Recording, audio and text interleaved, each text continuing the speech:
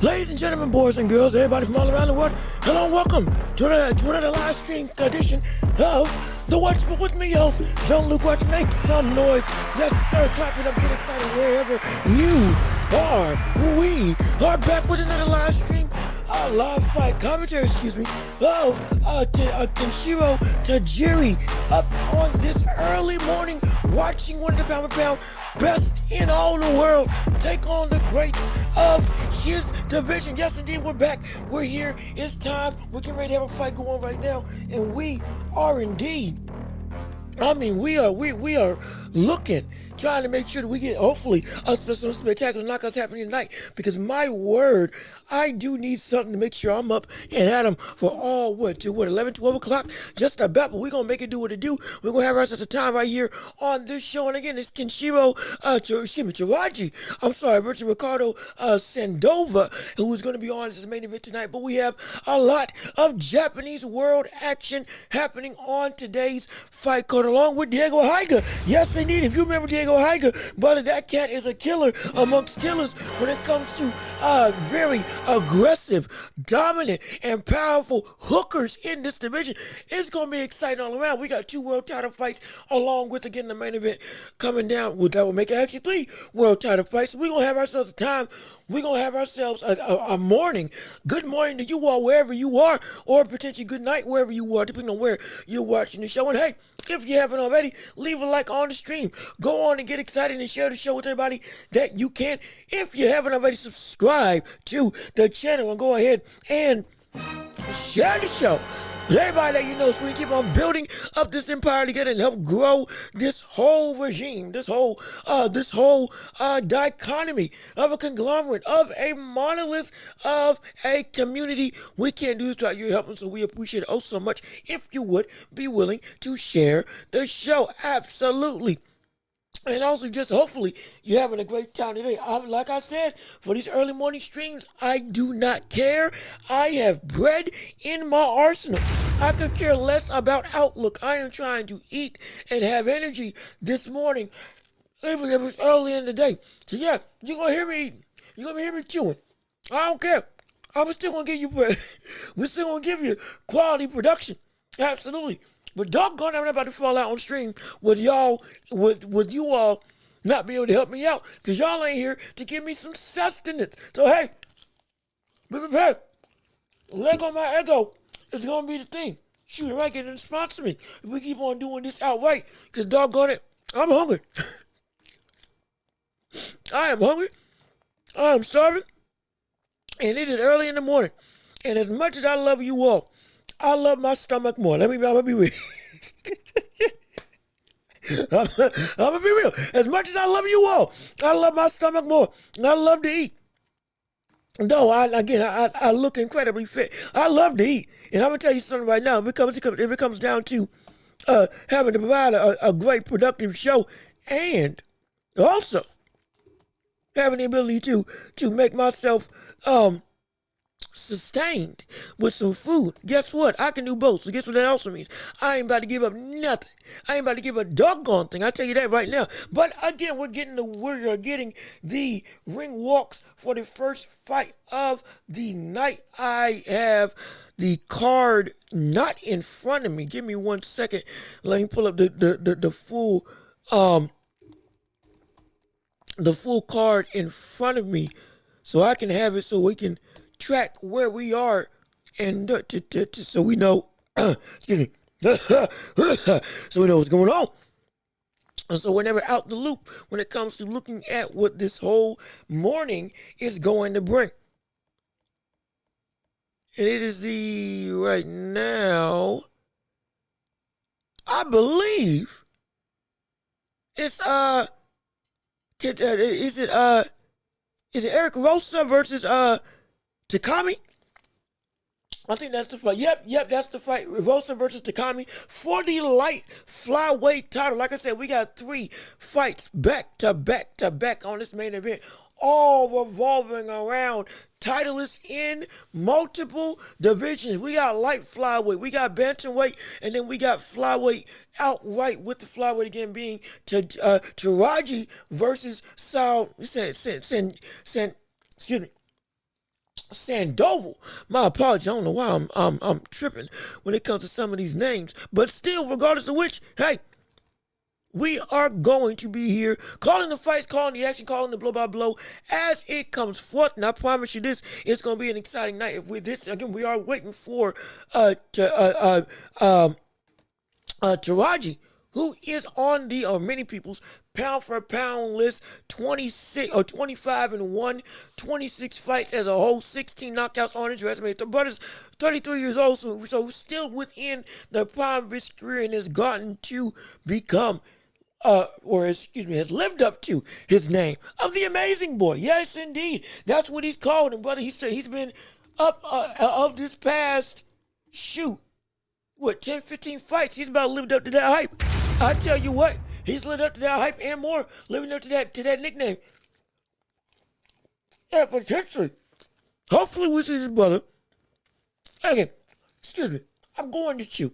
I am hungry. I do need some food. But hopefully we see this man come through. And potentially, if this is I believe this fight is for.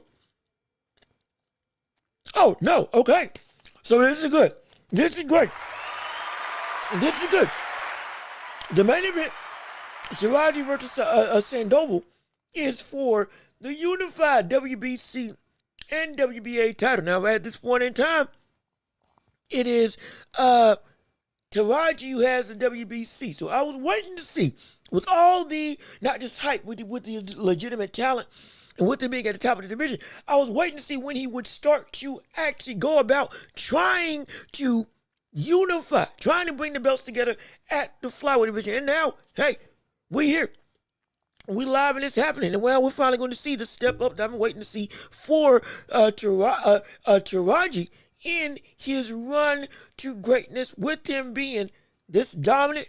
We want to see it stick. And now apparently that's what we're going to be. Right now, again, the first fight of this main event card, Rosa versus Takami for the WBA light flyweight title. It's getting ready to go on the way right now. First fight of the night. It's time to get it started. Get it popping. Yes, sir. It's time to work. We got a fight on our hands. Round 1 of this championship fight going underway. Again, we got Takami in the white and red trunks, or white gloves, if you want to go just off of gloves. And we got Rosa in the blue gloves and red, white, and blue trunks. Though I can't remember what nationality exactly he is from specifically.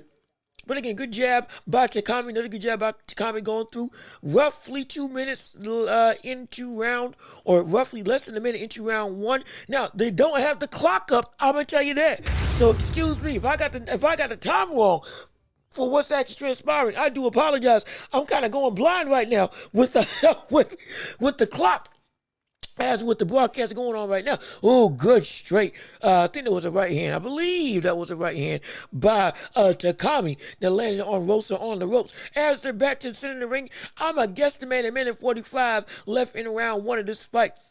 Good slip by Rosa, slipping a jab. Good right hand by Takami, but it misses. Going through with a jab down the middle. 1-2 by Takami. Feigning of a jab by Rosa. Rosa again tries to throw a left hook, but again pulls it back. Good three-punch combination leading with the left hook by Rosa. Both of them in the center of the ring. Going through right now. Again, this is for the WBA light flyweight title. Going through both center. Good straight left by Rosa. Stiff left to the body. Good check hook by Rosa. Good gosh, that thing is quick. And Takami lands with a shot of his own with the right. Going through right now, minute 10, 11, round 1 of this round. Uppercut by Takami misses. Back to the center of the ring.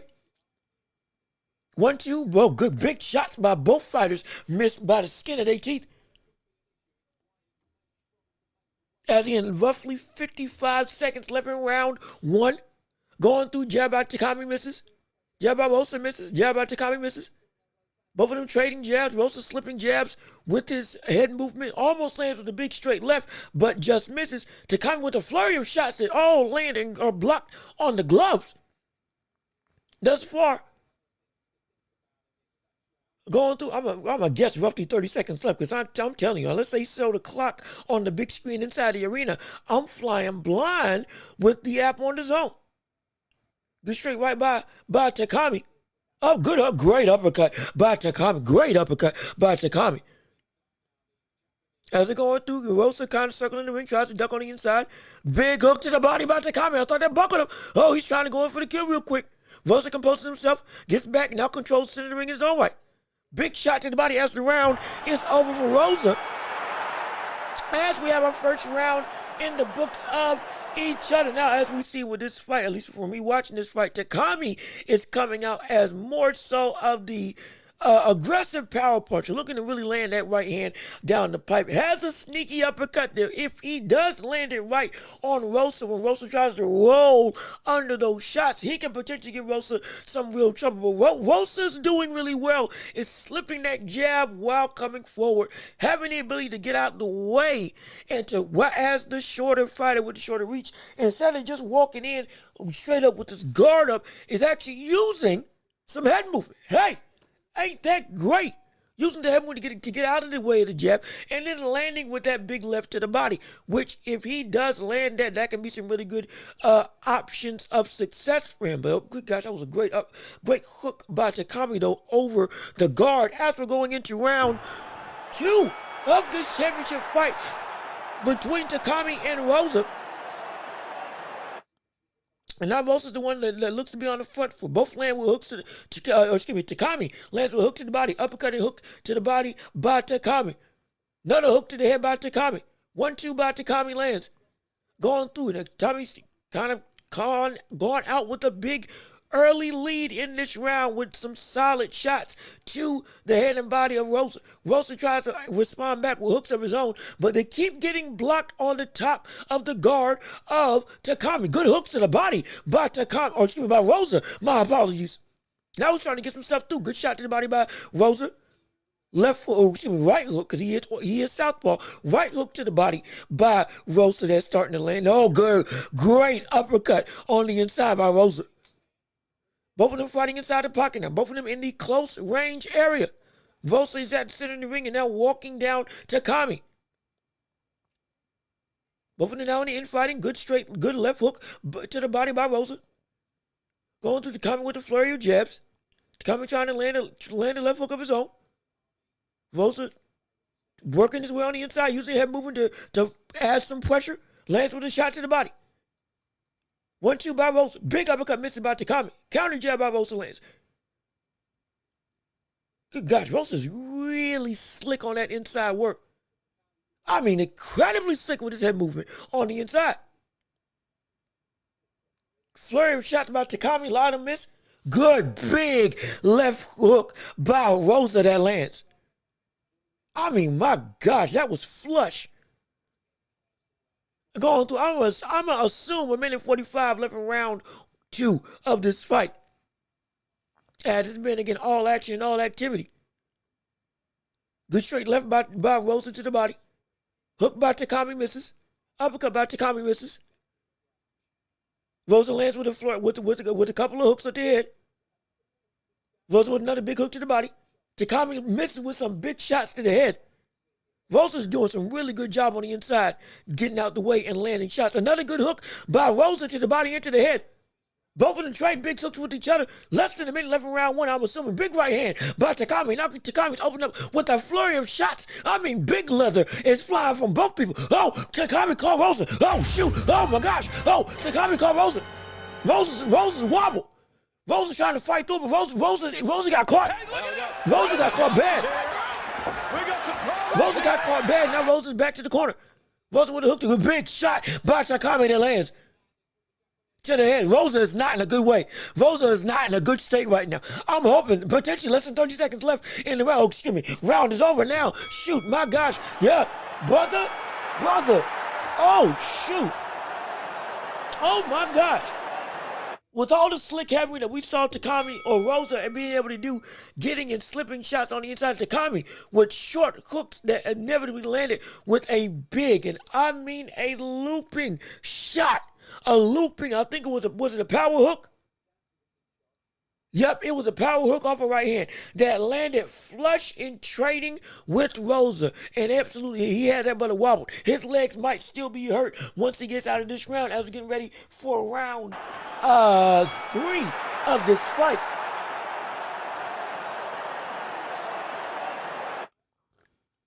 And again, full disclaimer, we are operating without a ring clock. I repeat, we are operating without a ring clock. So if I get the time wrong, I do apologize. It is round 3 of the fight right now. And what is, again, the light flyweight WBA championship is on the line. Right now, we can have an argument that potentially is tied 1-1 with Takami taking a big round back with him rocking and hurting Rosa. Rosa is still on the back foot right now as the round begins. He is still on wobbly legs. And he's still trying to get himself together. Really trying to be more deliberate when it comes to him looking to avoid damage with a great uppercut that lands by Takami. And now Takami trying to use that size and that real leverage from his punches to be able to do some damage. Good shot to the body by Takami. Big hook to the body by Takami. Almost with good gosh, brother, he's trying to take Rosa's head off. Takami's trying to take Rosa's head off, brother. He is really going for it. Now, Rosa's ducking under a lot of these hooks now. So apparently, seemingly, he might be back to better straights. Good one, too, by Rosa. Takami again trying to land with a volume of power punches. Good hook to the body by Rosa. Good hook by Takami in kind. Going through, both of them operating on the inside. Both of them in the center of the ring. I'm going to assume 2 minutes 15. Good straight left by Rosa. Hook to the head by Takami again lands. Rips the head back. But Takami is trying to land these knockout blows. He is going for the kill early in this fight. Oh, yes, he is. Good shot to the body by Takami. Rosa counters with a jab. Good one, too, by Takami that lands. Both of them, Rosa lands with a, I think it was an intercepting jab that knocks Takami's head back. Going through right now, I'm going to assume a minute 30 left in round 1. Going through, big leaping jab by Takami that lands. Another straight right that he's trying to land. That's knockdown. Nope, that's a slip. That's a slip. Takami is really trying to amp up this pace. He smells blood in the water. Another big hook that misses by Takami. Rosa is again still on the defensive. Big straight right. Oh, excuse me. No, Sean, I'm sorry. No, yeah, straight right by Takami. Another straight right by Takami that lands. Going through, putting the pressure, putting Rosa to the ropes. Rosa is trying to, good shot. Great shot to read the head movement by Takami. Another good uppercut to the body by Takami. Takami's starting to take the physical toll on Rosa right now. Big hooks to the head and body by Takami. Jab by Takami that lands. Straight right by Takami that lands.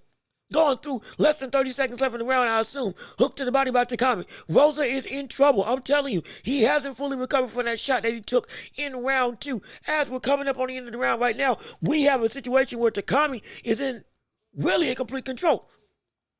I mean, this brother is doing work. He is doing work. Straight left by Rosa misses. Rosa's back up in the corner, and the round is over. My goodness. Rosa Rosa is in a real predicament. Rosa is in a concerning situation. Rosa is right now. He at first round, head movement was working very well, moving out the way, getting his ability to have not just moving but countering opportunities open to his arsenal were abundant. Now all of a sudden we've seen Takami up his own offensive outtake, and that has really changed the entire landscape of this fight, because now it's becoming an overwhelming arsenal that Rosa just can't get away from. Mind you, he is still getting tagged and still has not fully recovered from that shot that rocked him in round 2. As we're going into round 3 right now with this fight. And I don't even have to chat up. Hey, for sure. What's good with you, buddy? How you doing? Good to see you. Thanks for tuning in the show. So glad you're here. I'm so sorry. I completely missed. I wasn't even looking at the chat because I was just trying to call the fight. Right now, we're calling the Teraji versus Sandoval card. Right now, at the first fight of the night with Takami versus Rosa. Right now, I go, Takami called Rosa. Oh, that hurt him bad. Rosa is flat-footed right now because he can't move. He is hurt. Rosa, he's tough, brother. But, brother, that was flush. Rosa is hurt. Rosa is in some danger. Good shot to the body by Rosa and Takami. After still in the early stages of round 4. Jab to another trading blow that Takami gets the better of. Another hook that Takami lands. I'm telling you, but Rosa he needs to move and make it so that he doesn't stand in front of Takami and he lulls him with fighting on the back foot. Or brother, he clenches up, because right now, if he keeps trying to fight like this, he's gonna get knocked out. Jab by Rosa that lands. 1-2 to the body by Rosa. Going through right now. I'm assuming less than a minute 45 left in round 3. Just give me, a minute 30 left in round 3. Uppercut by Takami that just misses. Good uppercut by Rosa that lands. Going through, good shot, big shot. Oh, big shot to the body by Takami. And another right hand to the head by Takami. Big hook by Rosa that lands, however. Big home run right hand, by Takami that just misses. Another straight right by Takami that lands. Another leaping jab by Takami that lands. Hook to the body by Takami. If Takami stopped throwing that hook and started throwing just a dedicated, straight up, like javelin type uppercut, he would be able to get under the guard of Rosa a lot more effectively. Yes, he would. Oh, yes, he would, absolutely. And another big hook to the head. Three big straight rights by Takami. On and through the guard. Oh, big shot by Takami as Rosa tried to come in on the inside with the hook of his own. As, again, we are operating without a clock. So I'm assuming less than 45 seconds left in round 4. But I have no clue, because the clock ain't there. Both in the center of the ring. Big hook to the body by Takami. Overhand left by Rosa that lands. Big shot again by Takami that lands. Wow, Rosa's coming off the ropes. I mean, right now, this is Rosa's fight. As the round is over, right now, this is absolutely Rosa's fight. Hey, this is Rosa's fight. But Rosa is in a world of hurt. Rosa's in a world of trouble right now. Rosa is not in a good state when it comes to his offensive production. Right now, it has been, if he's trying to trade with Takami, it ain't getting effective. If he's trying to no longer can he go through and, gosh, did that hurt him through his guard?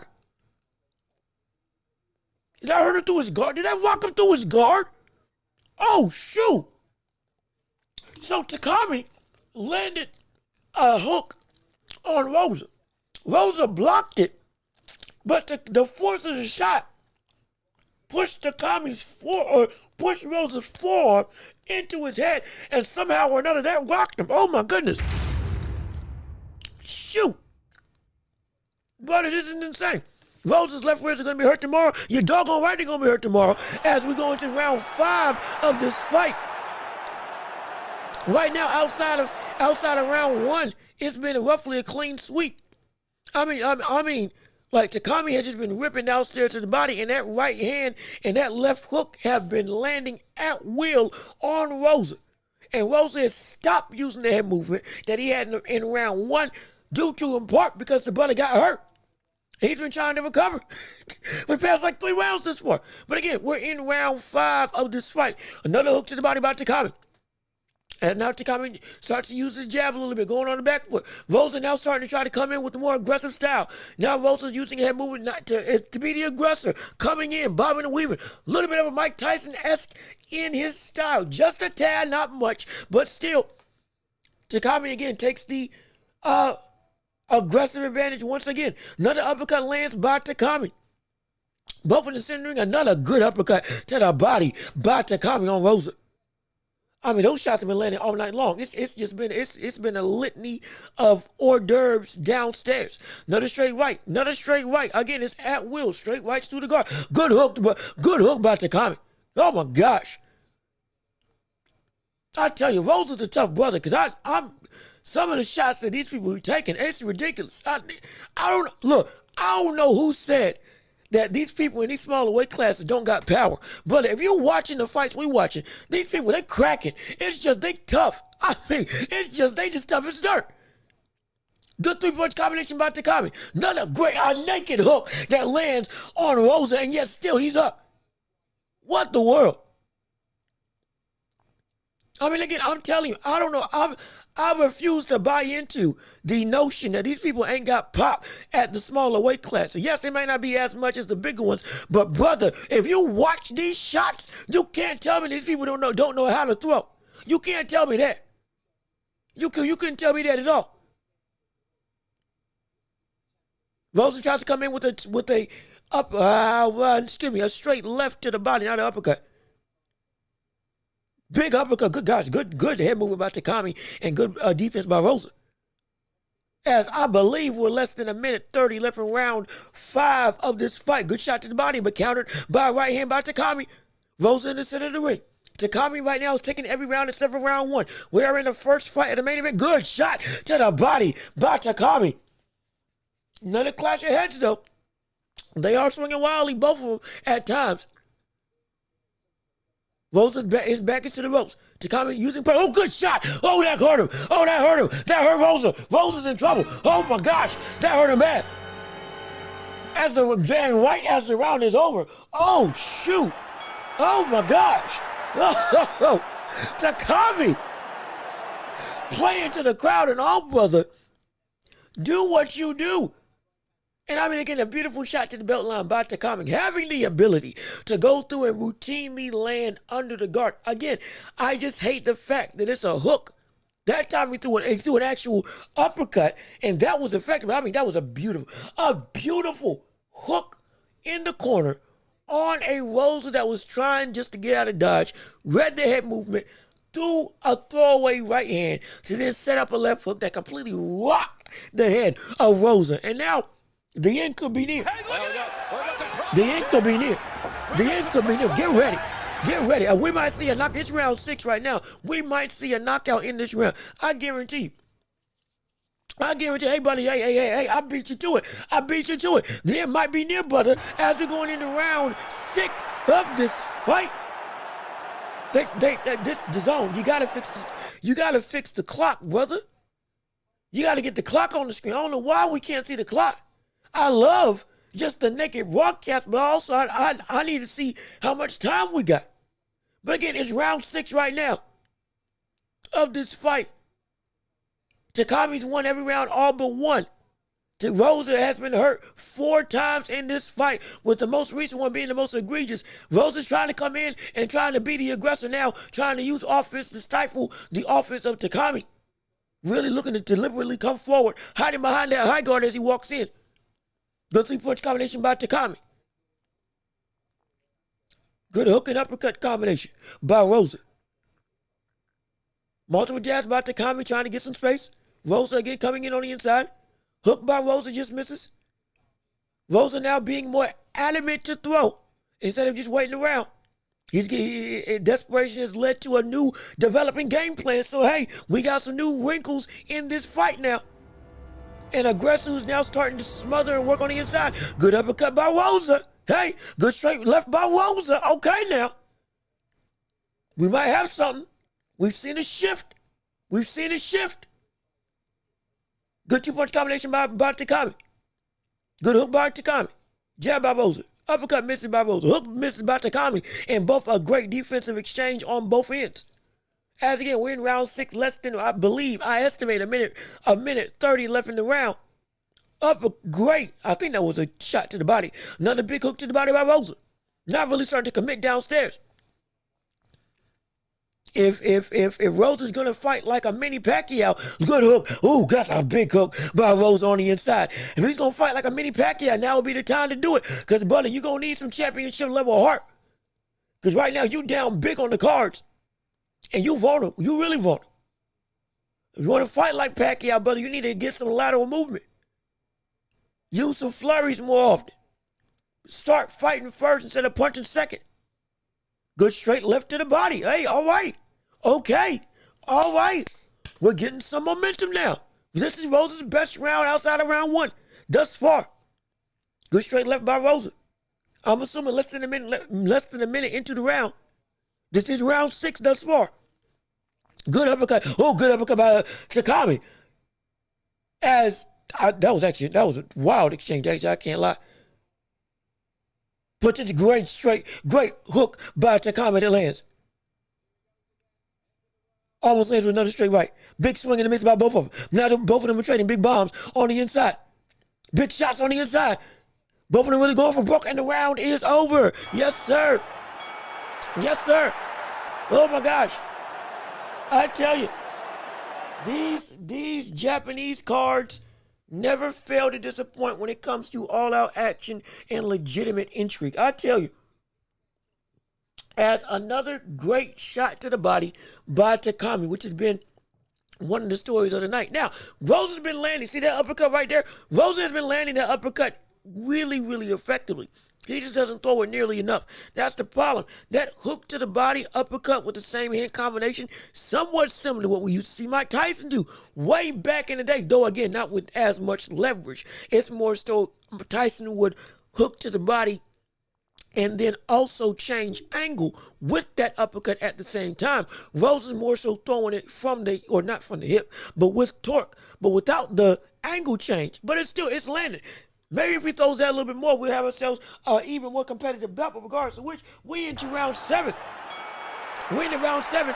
Again, right now, it is Takami's fight to lose thus far. He's had Rosa hurt 4 times in this fight. He hasn't lost any round potentially outside of round 1 and maybe the last round in round 6. Maybe. But even still, it could be that Rosa has just had some better rounds, but for the most part, it's still Takami. As again, another straight left by Takami that lands. I mean, by Takami. I'm sorry, straight right by Takami that lands. Uppercut by Takami, again, operating in the pocket. That hook uppercut combination, again, goes through for Rosa. Uppercut by, they both throwing uppercuts to the body now. They both digging deep downstairs now. 4-punch combination to the body by Rosa. Great straight right by Takami. I'ma assume 2:15 left in round 7. Uppercut by Takami, I believe that lands. Going through, hook to the head, volley of punches. Again, just pit pats trying to open up the guard. Hook to the body by Takami. Another left hook by Takami to the body. Uppercut to the body by Takami. He's starting to use that uppercut to the body now. In terms of Takami, thankfully. Another uppercut. See, that's good. That's good. I'll tell you, Rosa's got some heart, buddy. He's taking some insane punch. Another great shot to the body. Okay, now these shots starting to affect him. Okay, all right. Now these body shots, they're starting to hurt now. They starting to hurt now. And Rosa, he's on the back foot. Oh, yeah. Oh, he's in danger. Rosa's in danger again. That body work now is starting to take his toll. Straight right by Takami. Takami needs to go back downstairs. Another hook by Takami. Yeah, he's hurting. He's hurting. He can shake it. He can shake his head all he wants. He's hurting. Rosa's hurting. Rosa's hurting. Rosa is bad off right now. Rosa is in a bad state. He's in a bad way. Them body shot, another body shot. Oh, yeah, that was low. That was low by Rosa. But brother, Rosa is in, the engine slowing down. He's another good uppercut by Takami. Going downstairs to the basement. Gosh, I almost landed with a big hook by Rosa. And Takami counters with his own left straight. Another straight right. Rosa tries to land with a flurry to the body. Takami with another good hook to the body. Another good hook to the body by Takami. Both in the center of the ring. I'm assuming less than a minute left in the round. Might even be less than 10 seconds. I'm not exactly sure. Well, the way these people have been fighting, I think it's about to be less than 10 seconds. Yep. And the round is over. So shoot. I think with this fight, honestly, I can tell by the 10-second bell based on how these people react. Because once it hits 10 seconds, they're going for broke. All of a sudden, whatever lull in action that there was, that just ends outright. And they start really revving up their offense at the end. Though it's been revved up all night long. And I'm telling you right now, for sure, you took the words out of my mouth. Great body work for the entirety of the night, but specifically for Takami. Takami has been insane, working downstairs to the body, putting a hurt on his opponent. It has been nothing but pain and suffering on the side of Rosa, and Rosa's feeling it. But he's now backing up against his will because of the damage that we're seeing the likes of Takami land on it. First, it was upstairs for the first half of the fight. After going into round eight. We're in round 8 of this fight. Another big shot. Oh yeah, he's bad. He's hunching over big time because he's trying to stop that body work. He's really trying to stop that body work now in terms of Rosa. Takami, you can stop it this round. Or at minimum, if you really want it, you can get a knockdown this round. You can get a knockdown in this round if you really wanted to, if you're Takami. Good hook by Takami around the guard. Uppercut nearly misses. Straight right by Takami. Or rather, excuse me, a hook by Takami nearly lands. Rosa again puts you back to center of the ring. 4-punch combination by Rosa. Roughly 2 minutes, 15 seconds left into round 1. Hook to the head by Takami. Going through, jab to the head by Takami. Rosa tried to change angle. Hook to the body by Takami. Another uppercut to the body by Takami. Hook to the head by Takami. I mean, this has been an offensive array. Another hook. Another hook. Rosa tries to fire back with shots to the body of his own. Back to the center of the ring. Hook by Takami that's blocked. Rosa is still definitively trying to protect that body. Deliberately trying to negate what's going on downstairs. And now he's getting pieced up. Oh, gosh. Now Takami saw. Wait a minute. Shoot. We got some problems. Rosa's in trouble. Takami started to land that wheel. You better get ready. Big hooks and landings by Takami. There's blood in the water. They both trade shots with each other. Rosa is again in a bad way. He's breathing heavy. He's not getting away from shots now. It is getting to a dangerous territory. It really is. Rosa's fighting back. Good stab. Well, not even stab. Javelin right to the body by Takami. He's looking for that hook. Takami's looking for that right hook. That's the shot he wants. Really. Just see, like right there. As we're going through, I assume less than a minute left in the round 8. Great hook by Rosa, though. But Takami shakes up. Great left hand by Rosa that lands. Rosa with some big shots of his own. He still got some fight in him. Still got some life in the tank for Rosa. But still, right now, it's been another straight right by Takami off of the angle change by Rosa. Going through, another hook by Takami. Less than 30 seconds left, I'm assuming. Uppercut to the body. Going through again, I believe this is round 8 of this fight. Championship light flyweight WBA title is on the line. Both of them in the center of the ring. Uppercut nearly lands for Takami. Straight right lands for Takami. Another straight right lands for Takami. Rosa is starting to oh, shoot. As they're both going in for broke, I assume it's 10 seconds left now. Yep, and the round is over because they were about to heat up. they were about to heat up that exchange, boy. I tell you, these folks, they don't play when it comes to going for real damage. And again, it's right. Takami really needs to. If Takami just stops headhunting, he will be able to get the ending shot upstairs. That's a beautiful right hook. I told you that's the shot he was looking to. He was looking to land right here.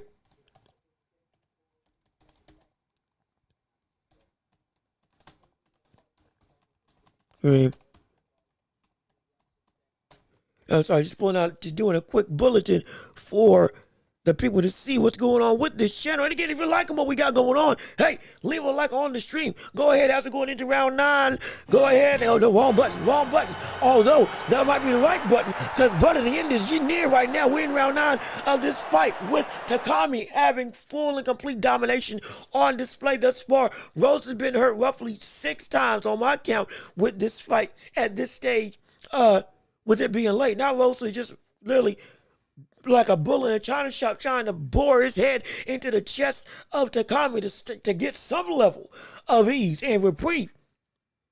Good uppercut to the body by Takami. Jab to the head. Going through for Takami. Good straight right hand. And now we got some slight swelling on the right side of Rosa's face. With how it's been landing on so far, I'm surprised there ain't more. I tell you, these folks for this first championship fight, brother, they've been swinging. They have been swinging. Again, whoever told you that they ain't got power, hey, brother, I resent that statement because these people, brother, they throwing with everything they got. Good uppercut to the body. Again, that same shot, that javelin-like, it's not a straight, but it's not a full-blown uppercut. It's similar to that shot that Tank threw when he knocked out Ryan Garcia. That punch has been the definitive shot that has been hurting Rosa often. Good shot to the body by Rosa as we're talking about body shots. And it's been the story of this whole night has been the right hand by Takami, the constant rocking by Rosa that he's been getting rocked by, and the hook by Takami that's been landing on Rosa. I mean, this is just insane. Rosa now trying to bully Takami to the ropes. Good straight and left, or good hook by Takami. 3-punch combination to the body by Takami. Hook by Rosa, hook by Takami. Both of them trading blows. Both in the center of the ring. 6-punch combination by Takami. 3-punch combination by Takami again. Rosa trying to duck under hooks. Rosa getting back in the center. Rosa trying to posture forward to be able to get some leverage. Big left hand by Rosa that lands. Walking in with his hands down. Roughly a minute left in round 9, I believe, in this fight. Rosa is still hurt to the body. Rosa has been rocked to the head. Rosa, still got some fight left in him. But brother, he has been in some dire straits thus far from the standpoint of this performance. As they're both not posturing, but more so waiting and looking for an opening in the center of the ring. Both with their hands down, kind of just, looking to goading somebody to make the first move. Big hook swinging and miss by Rosa. Good shot to the body by Takami. Now, Takami, again, he's rocked. He might have been off balance. And again, 10 seconds. And the round is over. Look, I'm sorry. They need to get this clock working. I can't see the time, doggone it. I can't see the time. I can't see the time. I cannot see the time for the life of me. It's the most frustrating thing in the world. I can't see the time. Why? I have no clue. It doesn't make sense. It really, truly, it doesn't. Truly. You would think you would think after 9 rounds it would have gotten fixed, but still, brother, it ain't happening. And like I said, I am eating on camera. You know why? Because I'm hungry. Like I said before, I ain't about to fall out because y'all Y'all, you got trying to be all sadistic. We still keep it professional on this show. Again, this is the best thing outside of the Zone ESPN, but you ain't getting nothing better than right here when it comes to the world of boxing. But still, I ain't about to fall out on camera because y'all ain't gonna help me. I'll tell you that right now. So we're going back into round 10 of this fight, getting closer to the championship rounds right now. It has been all, it's been all Takami throughout the night. With Rosa having, again, far and few in between flurries throughout the fight. But it's been all Takami with power, volume, and body attack. Really, really good body attack. I don't know how his ribs aren't broken by now. Brother, I'm telling you, I don't get it. I'm surprised he ain't gone down.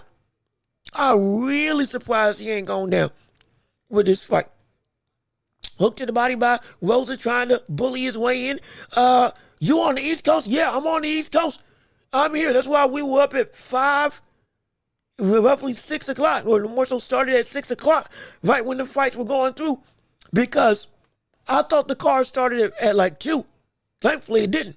Thank the Lord it didn't. So we get to rock out right here at 6 o'clock. It's still early, but it's still a lot more feasible, at least for me, to be able to have a little more energy and leeway. Last time we were here, we were up at 4. Shoot, one night we were up at 2 for an anyway fight, and that was worthwhile, absolutely. But my gosh, we did that right after calling, I think, another big-time fight earlier in the night. So I was like, shoot, earlier in the day, excuse me. As I get hooked to the body, multiple hooks downstairs, 4-2, big uppercut by Takami. Oh my gosh. I mean, he has been trying to tee off downstairs. What the world? Big hooks by Takami. Rosa, again, he's trying to shake off the devil. That's a big right hand. And now Rosa clinches up. See, I told y'all his butt was hurt. I told you that Rosa's been hurt for the past like 8 rounds because he can't hide it. He's been off balance. His footwork has been in trouble. And now he's trying to clinch up. Oh, yeah. Takami senses it. Can he actually get it done? Can he actually get it done? Good shot. Oh, shoot. Oh, my gosh. He got rocked. He got the Ricky Hatton treatment. Rosa just got knocked down, and he went head first into the corner. Now it's getting ready to go. He's going for the kill. Takami's going for the kill. It's getting ready to go down, folks. Rosa's clinching for his life right now. There's some scary situations in the land of Rosa, because many Pac-Man's about to be put out, just like Pac-Man against Juan Manuel Marquez if he ain't careful. And it's over. They wave it off. My gosh, they wave it off. They wave it off. The fight's over. Takami, I believe if he wasn't the champion already, he has regained, or he retains the title. If he is the challenger, he wins it. And what a way to win this fight outright. Brother, this man finally broke down Rosa after round and round of absolute onslaught downstairs. This man was literally throwing the kitchen sink at the likes of Rosa. Literally everything he had. And somehow, some way, Rosa was still staying up. But brother, lo and behold, finally he landed that one great shot. He finally landed a shot that put it into it. Finally got the thing. What was the punch that did? Let me see what the punch that did it. But I'll tell you, what a way to open out this card. What a way to open up this whole event. My gosh, I tell you what, all respect to Rosa. And congratulations to Takami. But shoot, boy. And to think right after this, we got Diego Higa. Oh, this is gonna be what, our 3rd time watching him in a title fight of some regard. I mean, just preposterous, ridiculous, and I say that in the best way possible. Truly, I do, because, like, I'm glad I got my coffee, because we gonna need ourselves some real energy, because all these fights about to be nothing but knock down, drag out balls. I promise you that. My gosh. And again, see, referee called off the fight. Some may say it was early. You also got to understand, one, Rosa's face was looking mighty bad. Now the swelling that we were talking about that we were surprised, or that excuse me, I won't say we, that I was surprised wasn't more detrimental. Now it became, okay, it's starting to become apparent. Bleeding from the now, eyes were starting to close up, and just the outright clenching nature so egregiously. It was like you have no fight left. So I get why they went and stopped the fight. If they had let him go out for much longer, though, that could have gotten ugly. I'm going to tell you that right now. That could have gotten really ugly. That could have gotten incredibly ugly if they had let that fight continue. Good gosh, that could have been, oh, that could have been monstrously bad. Oh my gosh. Oh Lord. I'm just now thinking how bad that fight would have been. Shoot, I am glad that they went and stopped that fight. Great day in the morning. Oh boy, but let me see. Let me make sure we still got everything working on my side with these chats and whatnot. And let me make sure I can read what y'all got to say. Like with Al Booger. Hey, Al Booger, what's good with you, brother? How you doing? Good to see you. Thanks so much for tuning in to our live stream commentary of the Watch Report. And hey, we can do the intro real quick once again. Welcome again to this early morning edition of the Watch Report live stream commentary for Kenshiro Tajiri versus Sandoval, which I need to change this title. But again, we're going to be up all morning long. Whether you're going to work, whether you're just trying to enjoy the day, we're going to be here calling the fights blow for blow, giving our predictions, reactions, and also talking about the world of boxing as the night goes through. And I guarantee you're going to enjoy it. Spend some time with us. Subscribe if you haven't already. Be sure to share the show if you can. And also be sure, if you would, to hit the notification bell so you know whenever we post right here on YouTube and on for everything that we do with this channel. And also, if you want to support and give to the show, because we're trying to get monetization. We're in the process of it right now. If you can, at this point in time, give to Cash App. Oh, yeah. PayPal, and links in the description down below. Lord willing, I hope it works, because no people got no different ways that if they want to give, they can give. And hey, anything would do helps out the channel. This is my job. This is a living. So again, at this point in time, we're all self-sustained from viewers like you. To quote the old adage from PBS, hey, we can't do this without you. That's why we value you so much.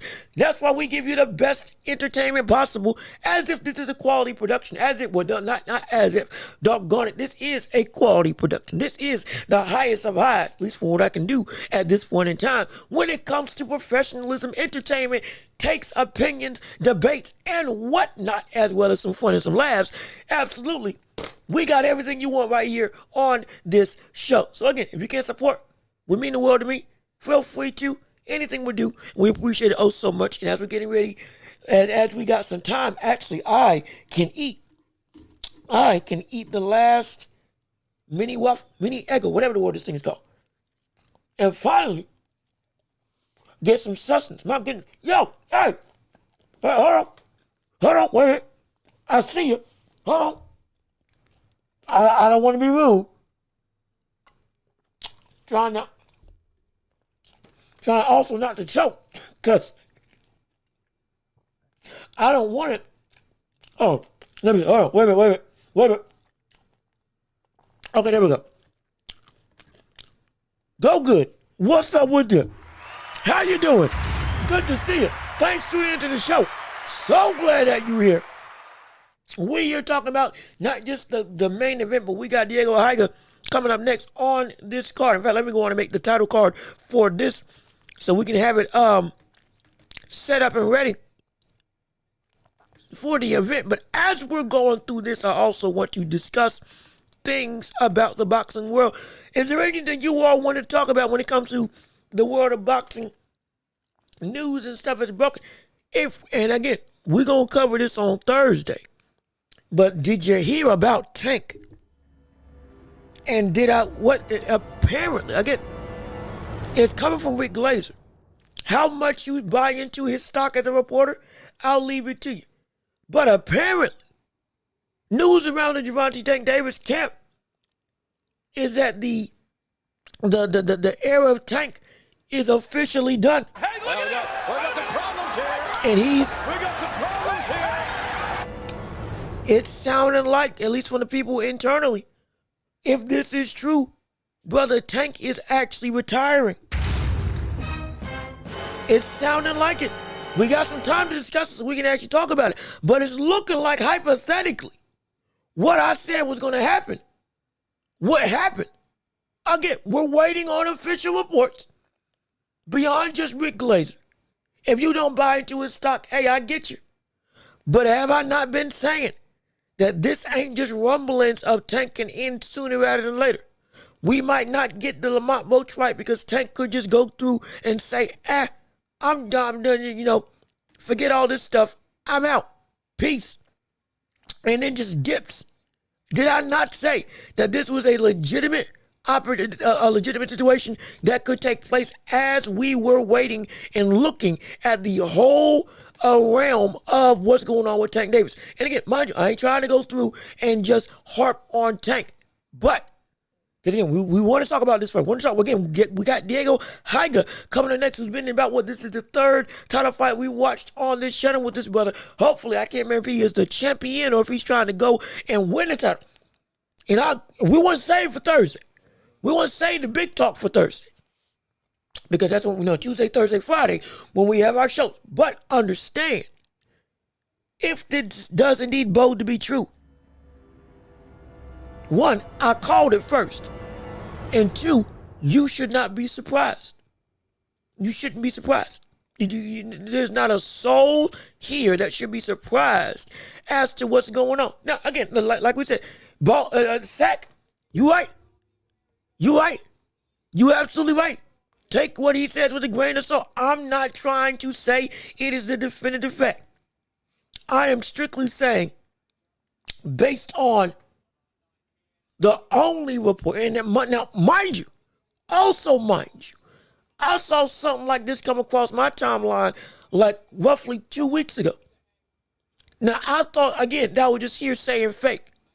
This is the second time now from an actual, at least a reporter with some level of gravity, that this news is now coming out that Tank is retired. So, it's the second time I'm hearing this. Now from the most reputable reporter up until this point, though again it's Rick Glazer, might not be as sound with his track record. I understand. But if this indeed is true, brother, the boxing world is about to have that void that we talking about is getting ready to happen. You get ready to see what I was talking about. How short-lived the absence of Tank is going to be before ultimately it gets forgotten. Again, Tank been moving like a retired fighter. I'm not surprised. Also, Unbiased Brim, what's good with you, brother? How you doing? Good to see you. Thanks for tuning into the show. So glad that you are here with us on this morning. Hopefully you're enjoying what we got going on. Hopefully you subscribe to the channel. Hopefully you like what we're doing with the live stream commentary as we're going through the whole of the card. But again, Tank been moving like a retired fighter. I'm not surprised per your words. I am not either. But at the same time, I'm incredibly disappointed. And I'm not disappointed at Tank. I'm not disappointed. Let me see. Just got off work, first time here. Love boxing. I'm so hey brother. Hey, I'm glad. Hey, brother, we got another one. Shoot. We got another soldier in the Empire. Yes, sir. We got another cat who done joined the Empire, done came with us on today, and is now a part of this monolith, of this conglomerate that we got going on together. We can't do it without your support, so we appreciate you joining in on the ride, and hopefully you'll be around for much longer than just this live stream. Again, if you can, whatever you can make it, hey, feel free to pull up, brother. We do this every Tuesday, every Thursday, every Friday, and for most of the big fights, as well as some of the notable lesser fights. Not saying they're not as important, but in terms of like the hyperbole of it all, we here doing this with you all. So we appreciate you coming out. And so, hey, I'm glad you subbed, man. It means the world to me. We got another one. We have another one. And we appreciate it oh so much. And welcome to the Empire. Hopefully you enjoy your time. Hopefully you don't want to leave. And hopefully we make it worth you out. Absolutely. But again, I am disappointed. But I'm not as disappointed in Tank. Or excuse me. Let me rephrase it. Hold on. Let me rephrase it. I am extreme. If this does come out to be reality, I am disappointed in Tank, but I am just as disappointed at Tank's fans because y'all fans let this happen. You all let him ride off, if this is it, ride off into the sunset without any form of actual responsibility in making sure he operates as what his moniker was supposed to be. If he has been calling himself the face of boxing for who knows how long, when it's not been the case. He's been one of the faces of boxing, absolutely. The face is Canelo. One of the faces is Tank Davis. He's got a stake in the pie, but he ain't the pie. It's him, Canelo, Usyk. Now you can put Usyk in that regime. You can put, in a way, got a portion of it, Terrence Crawford. Got a big portion. The big three are right at this point in time, Crawford, Canelo, and Tank. From a standpoint of notoriety and Usyk. With, in a way, in a close running as well, with his notoriety growing exponentially, especially with his time in America. Fighting over here, I think 4 times. One time, finally, with a crowd, because the other 3 times was during COVID, which he couldn't help. But regardless of which, it's fans of the fighter more than the sport itself, absolutely. And here's my issue: if you are a fan of a fighter, you should be even more inclined to want to have your fighter show how great he really is. What I don't understand, and again, mind you, I can bring up this topic. We talked about this yesterday. Literally, we talked about this yesterday. Timothy Bradley saying that Tank is checked out as a fighter. That Tank is somebody who is not in the sport mentally. He was saying that, put a plaque up, he ain't fighting nobody. He's looking for a Jake Paul payday, and then he's done. Now, I don't like a lot of what Timothy Bradley says. Let's be real. I'm not using him as a consistent use of opinions that I latch on to. With all due respect to him, I just don't agree with a bunch of stuff that he says. I truly think he overrates and underrates a lot of people too often. And some of his commentary is not sound as somebody with his level of grandeur and status and acclaim should be.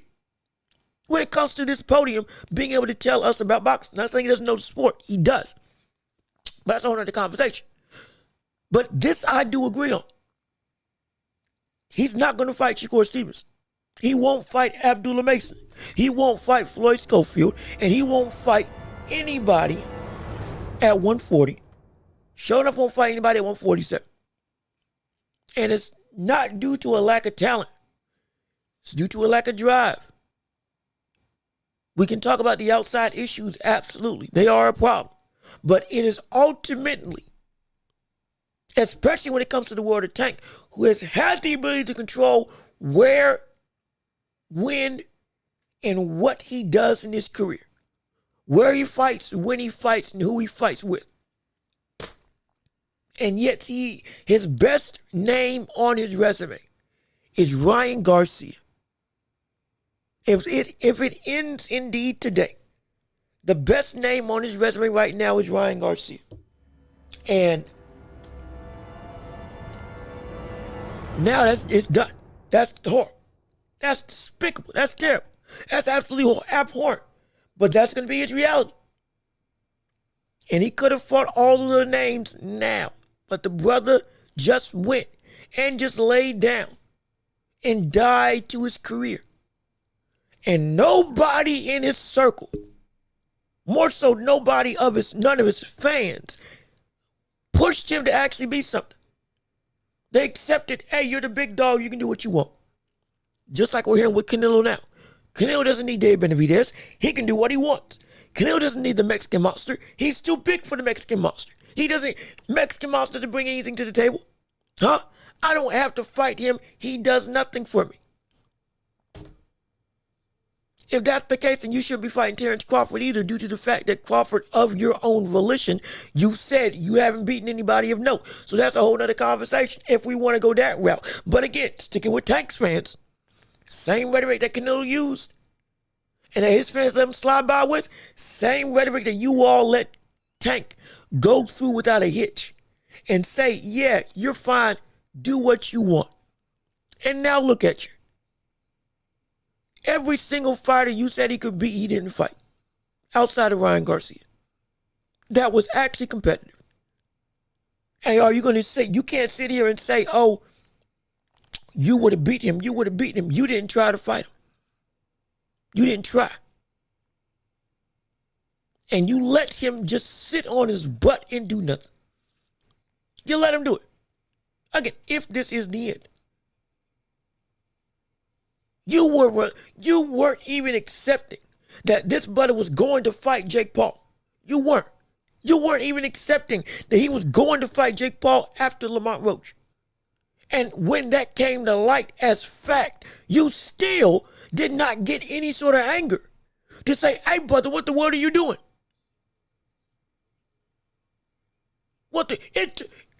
It took, and again, I don't like to bring this stuff up. I don't. But this is the reality of the situation. If this is all over, and again, for those of you just tuning in, like with Jay Will, hold on, I almost forgot to say hi. Jay Will, what's going on, brother? How you doing? Good to see you. Thanks for tuning into the show. So glad that you're here with us today. I ain't seen you in a minute, brother. I'm glad that you back. Absolutely. What's up with you? I hope you're doing well. I hope all of y'all are doing great on this show. But like we weren't trying to talk about Tank, but we just got word before today, or as of today, after the show that we did yesterday. Per Rick Glazer, again, take it with a grain of salt, but per Rick Glazer, Tank Davis is retiring. Per his words, his reports, Tank has told people inside of his camp that he is retiring and he's done with boxing and he's sick of it. Again, Rick Glazer's reporting. Take it with a heavy grain of salt. Get ready to have a sodium overdose when we're talking about Rick Glazer, because sometimes he ain't, when it comes to news, ain't always the most reputable. I understand. But this is the second time I've heard this come out. Now with the most reputable name thus far being Rick Glazer. And this is something that I've been saying was going, again, and Jay, will you watch this? It's something I've been saying was on the horizon for a hot minute, if this is true. But back to what I was trying to say. Tank, and I don't like to use this example because I don't like bringing outside stuff into the world of boxing. But this is the one instance, and I'm being delicate with this, that this is applicable. It took Gervonta Davis and his fans for them to get mad and for them to start getting aggressive in their wanting of Tank to be something better in any regard was when he got popped for a third domestic violence abuse case. That's the thing. The most vitriol and the most consistent holding of Tank to a standard by his fans, for them, not all, but a big majority, was not done up until he got another domestic violence case for the third time. That was that's when everybody all of a sudden was like, I can't believe this. What are you doing? Be better. Both outside the ring and then inside the ring. Why aren't you fighting Shakur? Why aren't you doing all this stuff? If you want to beat women, go and beat up on people that are actually on your level like Shakur. It took him punching a woman, his own girl. It took him and getting a felony case for them to all of a sudden have an ability to get a standard to hold Tank to in all facets of life, but again, sticking with the boxing ring specifically. That should tell you how much of a disappointment this whole situation is when it comes to if this is the last time that Tank is in the ring, or if the last time that we saw Tank in the ring was Lamont Roach. And it took up until then, and even after that, it took a domestic violence case to get people to start saying stuff about, again, in ring, outside the ring, absolutely. Be better. But in ring, it took you this long to now get some gumption to say, hey, brother, handle your business. And it took this situation to do that. That's despicable. Legitimately, that's despicable. And when you become a fan of the fighter more than the sport, you're blind to everything. And when the wool gets pulled over your eyes, all of a sudden now you don't know what to do. I guarantee you, if this happens, watch. If it comes true and Tank does indeed retire full stop, you're going to see a litany of boxing fans walk away from the sport. It happened with Ali. It happened with Mike Tyson. It's going to happen with Tank. I guarantee. Watch. I promise. I promise. Watch. It's going to happen. It is going to happen. They're going to walk away from the sport. And you're going to see a huge swath of people say, now that Tank's here, I ain't really got no investment. Because they bought into the fighter more than the fight itself. And now that fighter didn't even give you substance. And you're not even looking at the stuff that's actually going on that's good. Because you're blinded by the one thing that you wanted to captivate your whole life with. That when it's gone, you die with it. When their career dies in the ring, your love of the sport dies as well. And it shouldn't be tied to that. But the fact that it is, to a degree that you hold them in a regard that is above reproach. Now, I guarantee you, those same swaths of fans that leave when Tank leaves, they are going to suffer greatly, heavily, because now they don't know what to. They don't know what to do. They won't know what to do. And they got so encapsulated with the grandeur of the facade of greatness, the illusion, the Tsukuyomi, the ultimate Tsukuyomi, for my Naruto fans out there. The Genjutsu, the magic trick, the bended mirror. They got so blinded by the illusion that once reality comes back, how to operate in this landscape of boxing without Tank, they're gonna drown in their own chaos. Because now they ain't got nobody to talk against. They can't say Tank would do this, that, or the third, because Tank is no more. They can't say Tank is the face, because he ain't. And he ain't even fighting. He's done with the sport. There's nothing that they can latch on to. Because they have no roots in anything else outside of him. And it's going to bite him in the butt. It's going to bite him in the butt. Let me see. Tank is a sideshow act for me. Yeah, he's been a sideshow for a lot of people. He's 30 and he's shown who he is. The judge, if I recall, told Tank he better not come back. Isn't he still on probation? I think he's got his, if I got my stuff correct, he's got his trial August 12th. Mind you, the date for Lamont Roach was August 16th. He made bail, so he's not in jail. But he can still go to jail if he is indeed tried and convicted. Again, that whole process starts August 12th, I believe. If I have my dates correct. Sometime in August got rescheduled. But still, that's what's happening. Could Tank, oh God, hey, look, I ain't touching that. Did he, whatever, I ain't touching that. Let me tell you something. If that does happen, hey, they do what they want. I ain't in that.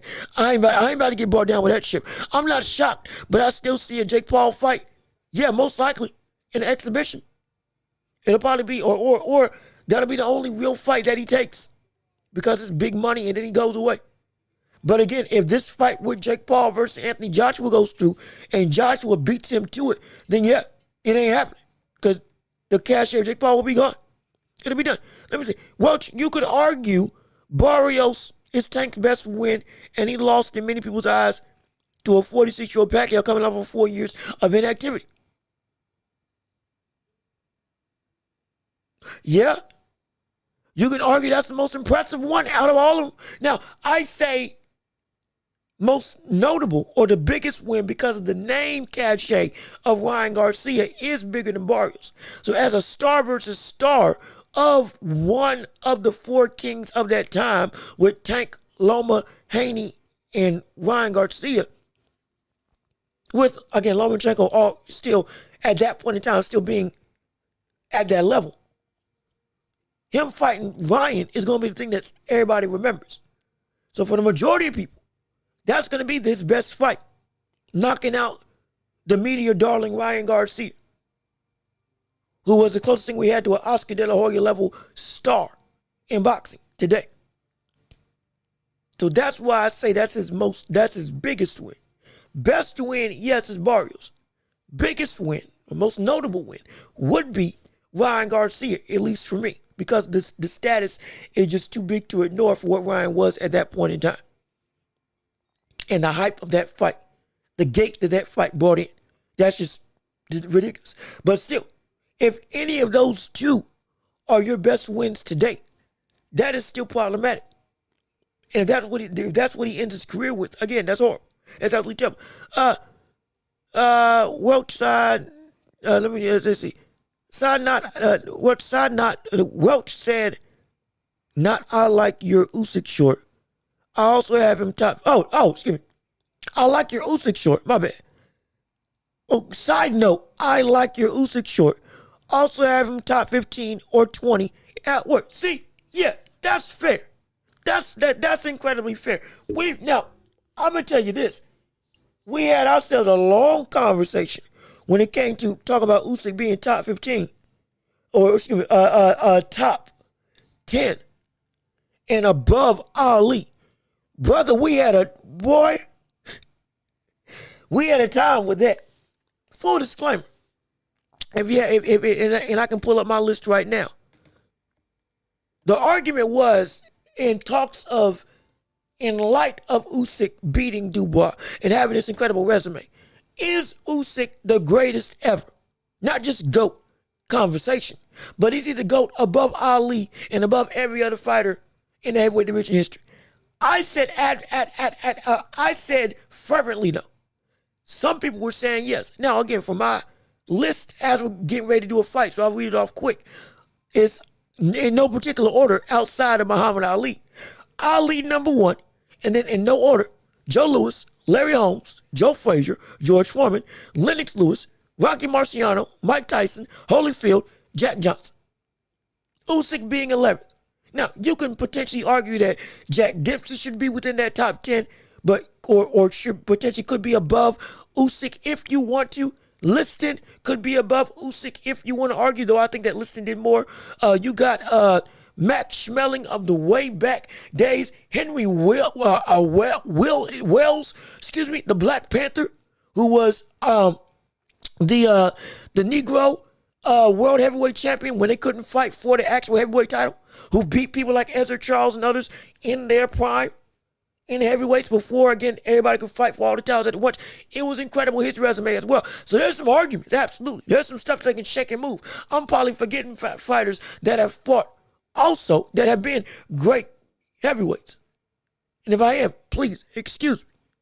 But that's about as comprehensive of a list as I could think of. And amongst that, I have Usyk at 11.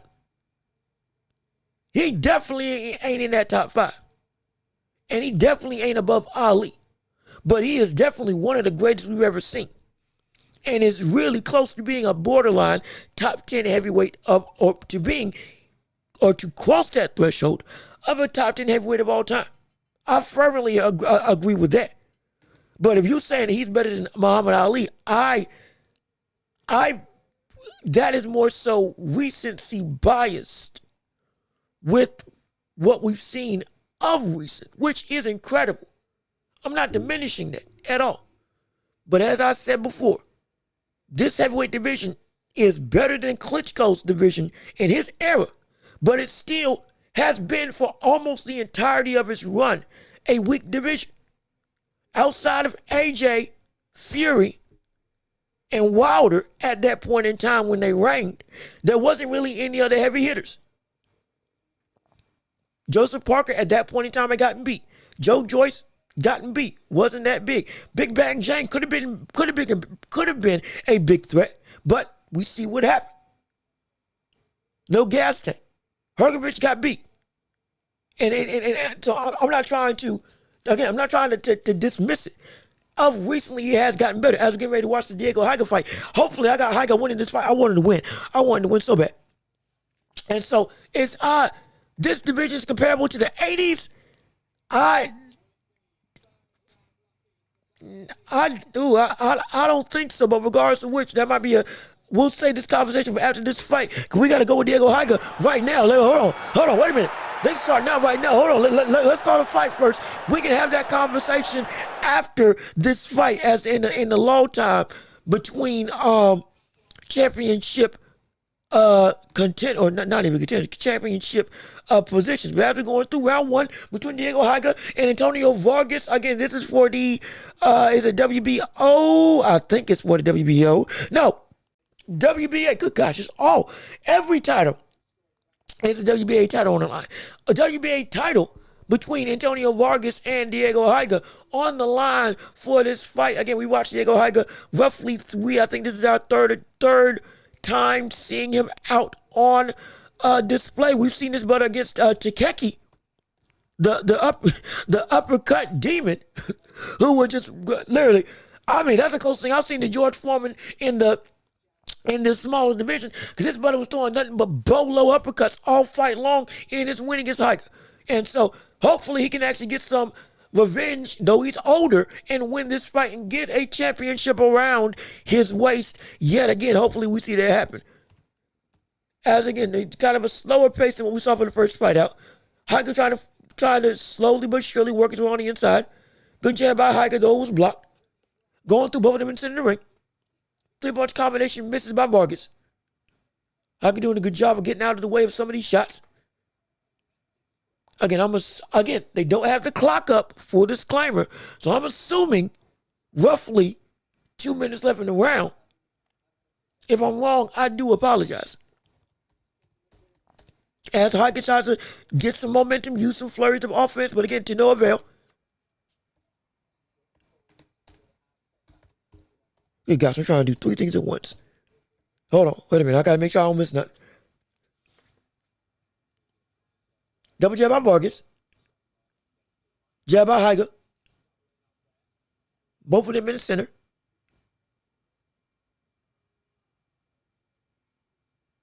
I can't remember who's got the reach advantage in this fight. I do know who's got the power advantage though. Higa has the power advantage. He gets 20-0, or it's going to be 20-3 with 19K. I'm sorry, 21-3. My apologies. I'm reading my notes off wrong. 21-3 with 19 KOs on his resume. So, and 2 draws. There's a power perspective. Who can land the potential one-hitter quitter? It would be Higa. Especially when again with the hooks that he can throw. Especially, I think especially that right hook to the head. Good gosh, I think it's lethal. See, right there, that overhand right. That overhand right there, he just tried to throw. Good job by Vargas to intercept it. 3-punch combination is blocked from Vargas. Going through, and the round is over. Again, this is more of I will admit, this might be one of these slower paced fights of the night. From an action standpoint. And so let me see. Hold on, wait a minute. Round 1 is over. I almost want to say Vargas won that round just by sheer use of the jab and landed shots.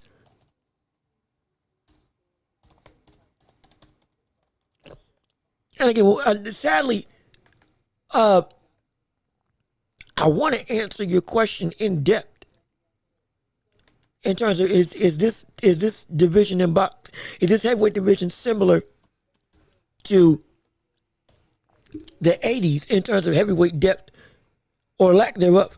And so I gotta think. I gotta think, but we'll talk about that once we get some more time, because I can't do it within a minute. As we're going into round 2 of this fight thus far.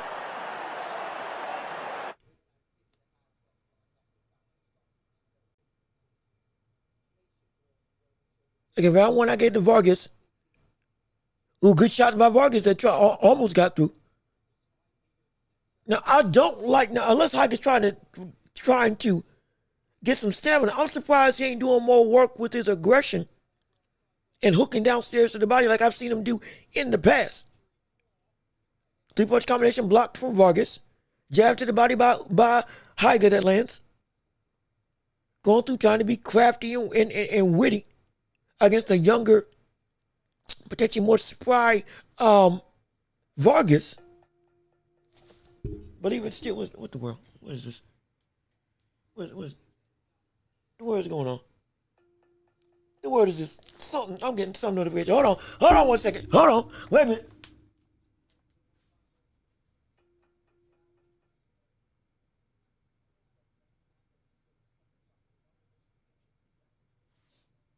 Hold on, man.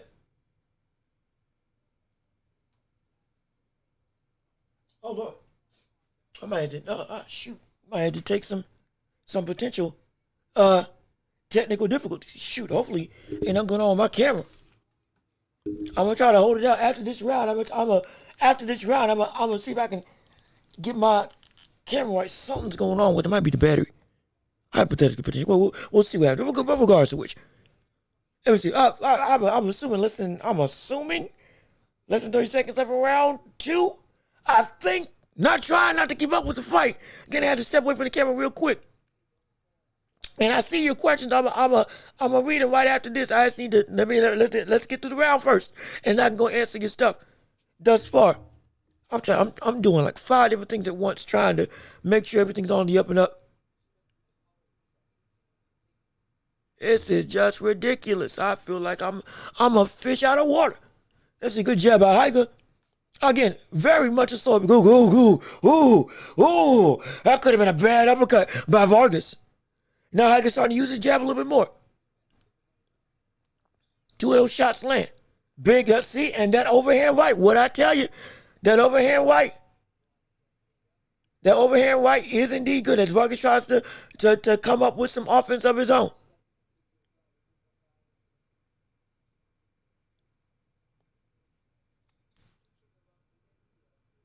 Hook to the head, hook to the body, flare by Vargas.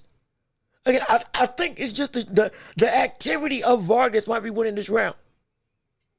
As we're going into the next round. Okay, all right, real quick. Let me fix my camera. Give me 10 seconds at the end of this countdown, and then I'm gonna go right back here on stream. Give me 10 seconds. I'll be right back.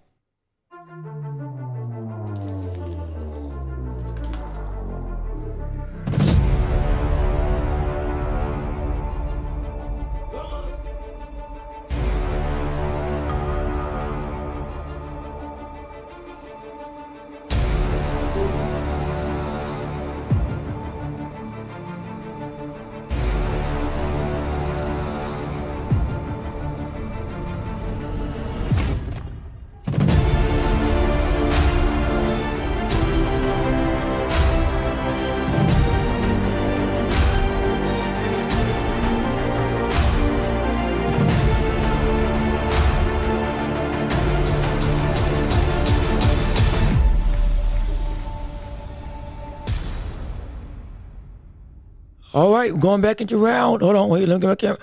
Is my camera working? Is it working? Hold on. Is it working? Okay, there we go. Okay, we back.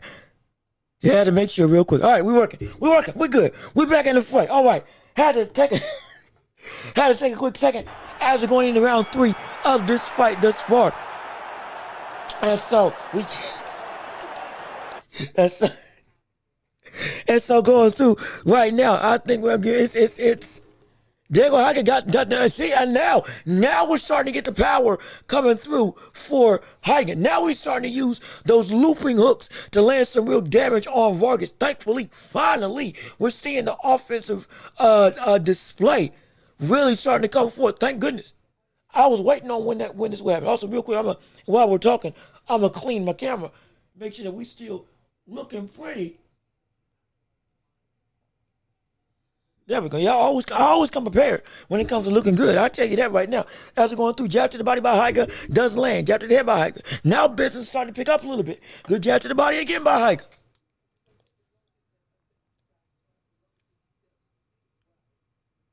Both of them trading jabs with each other. Vargas again is the more youthful fighter. Overhand right by Higa. Higa almost lands the uppercut to the body. I think that was blocked though.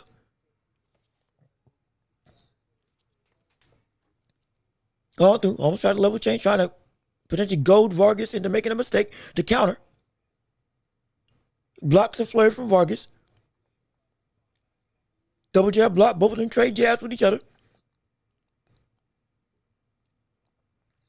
Gets up on the inside by Higa. Both of them back in the center of the ring. Roughly, what's the clock? What's the clock say? What's the clock say? Dang it. There's no clock. They still, it's 2 fights in, and they still ain't got a doggone clock on this screen. What the world? Big swing in the midst of a right hand by Vargas. 1-2 by Higa to the body. Oh, now we're starting to pressure Vargas to the corner. Now we're starting to open up with a big overhand hook. Double jab to the head by Vargas. 1-2 missing by Vargas. Diego Higa switches positions. Going through right now. I'm assuming less than 30 seconds. I'm assuming. If I'm wrong, please don't shoot the messenger.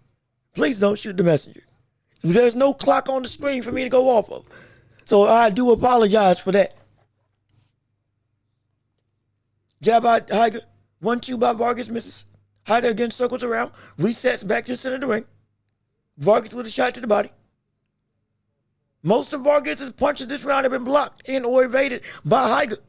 The craftiness, good 1-2 downstairs by Higa as the round is over. And now let me read your comments thus far of this thing. Jay Will, fire, yep, we loving the stream. Go look at the top 10. It's deeper than we give you credit for. So yeah, again, like I said, we only got a minute, but this division is not comparable to that division in the 80s. Again, that division did have Mike Tyson, with also a still competitive Larry Holmes, who, mind you, while still old, after losing to Tyson, then went and beat Ray Mercer, who was in his prime at that point in time. It did have Trevor Berbick in his prime. It had Frank Bruno in his prime, one of the great British heavyweight champions of all time. It was filled with a great depth of talent. Tim Witherspoon. It had. Don't forget, it had Holyfield. Don't forget that the 80s did have Holyfield. It had Michael Spinks, another Hall of Famer, all-time great in the heavyweight division. It wasn't like Tony Tucker, Tex Cobb. All these people were still in the 80s. Old guard and new guard. It was still great. It was still great after going into round 4 of this fight right now. So now, this is still... this division is stronger than Klitschko's, but it's still weaker than the 70s, 80s, and 90s of boxing. Potentially, you can debate the early 2000s, but again, they had Lennox Lewis and still had Holyfield. Oh, shoot. Oh, my gosh. Oh, Higa with the power. Just knocked down Vargas with the overhand hook, like I told y'all. Okay, yeah, we're going to stop this conversation. We're going to wait, because there's blood in the water. We got some problems now. Oh, shoot. Higa might be able to go for the kill. I completely was in the midst of a conversation, and I missed the shot that put Vargas down. Now he's back up. Higa's going in for the kill. Now, I told you the power advantage was still Diego Higa with them thudding sharp hooks that he's able to throw even at this age, brother. There's some damage being done. Vargas is in trouble. Vargas is fighting well, to be fair, even after getting caught and clipped very badly. But still, boy, Higa's looking to land something big. He wants a one-hitter quitter. He's looking for the perfect shot to land on the top of the head of Vargas. Will he be able to get it in this round? He's got potentially roughly a minute, unless I got my clock wrong, or I can't even see the clock on the screen. But regardless of which, Vargas with double hooks to the body. Vargas with a jab. Vargas with another shot downstairs. Higa clinches up to try to negate the pressure of Vargas. Vargas, again, is indeed fighting pretty well for a brother who just got knocked down by a big left hook. I mean, I think he got countered trying to trade and completely got whitewashed. I mean, that looked bad, but he's responding to it well. All credit to him. Overhand right by Higa. Good jab by Vargas that intercepts it. Going through right now. Good uppercuts by Vargas. Hook to the head by Higa. That's a block. Vargas with the 1-2 coming forward. Higa on the back foot. Higa trying to bait out a counter. Higa with double. Ooh, almost landed with the big overhand hook again, invading Vargas. Going through right now, both of them in center of the ring. Both of them butting heads with each other. Higa trying to fight on the back foot again. Looking for Vargas to throw something to try to counter with a shot of his own. Higa's on the ropes. Vargas's uppercut is blocked. Most of Vargas's shots are blocked. Higa back to center of the ring. Stab, jab to the body by Higa. Jab by Vargas. Don't know how much time is left on the clock. Full disclaimer. Uppercut to the body by Higa. Lunging right hand by Higa that lands. Overhand right by Higa that misses. You know, if Higa threw that hook instead of, I'll say that. Okay, that's around. I'll say that now. So, again, Higa knocks down Vargas in this round. Yes, he does. And it was a big shot. Oh, shoot. Oh, my gosh.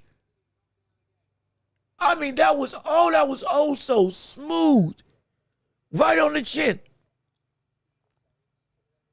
He actually ate a hook to land a hook of his own right on the chin of Vargas. Dang. Shoot. Had better leverage and better torque coming across with his own shot. Yeah, that was mean. But see, Higa, the only thing I don't like, I love the overhand right, but the way that he threw that hook that time, instead of it coming up here, or instead of it with a better angle, instead of throwing this, when he throws his hooks where it's looping like that or looping like that, if he just throws it straight like that, there's a better opportunity that he'll be able to land those damaging shots around the guard of Vargas instead of trying to land it above the guard of Vargas. It's still a good punch to throw, don't get me wrong, but if he changes the angle from, at least from time to time, from overhand to straight on, it can change the propensity of a potential shot that catches and hurts Vargas yet again.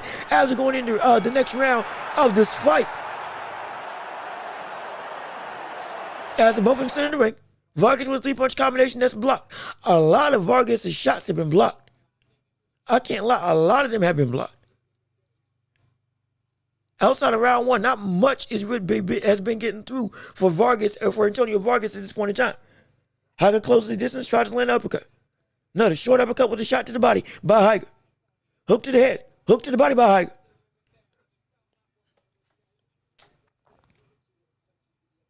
Going through three-punch combination. Jab to the body by Higa. Big overhand right by Higa. Though it's partially blocked. Uppercut by Higa. Good intercepting jab by Vargas.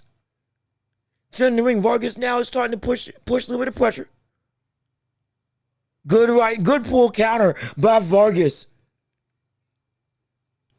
4-punch combination by Vargas, but again, a lot of it's blocked. A lot of Vargas' punches are just blocked for some odd reason. But it needs to change the angle or change the level change, or maybe even change the arc of his punches, because it's just not getting through right now. That uppercut got through, I'll give him that. Good double uppercut downstairs by Higa. Gets out the way of a hook. Vargas lands a jab. Higa throws a jab. Higa with another jab. I'm assuming less than a minute 45 left in the round. Higa with another jab. Both of them back in the center of the ring. Big hook, big duck into a counter shot to the body by Higa. Big, short, but powerful hook to the head by Higa. That might have hurt Vargas again. Shoot, that might have hurt Vargas again with the way he's clenching up.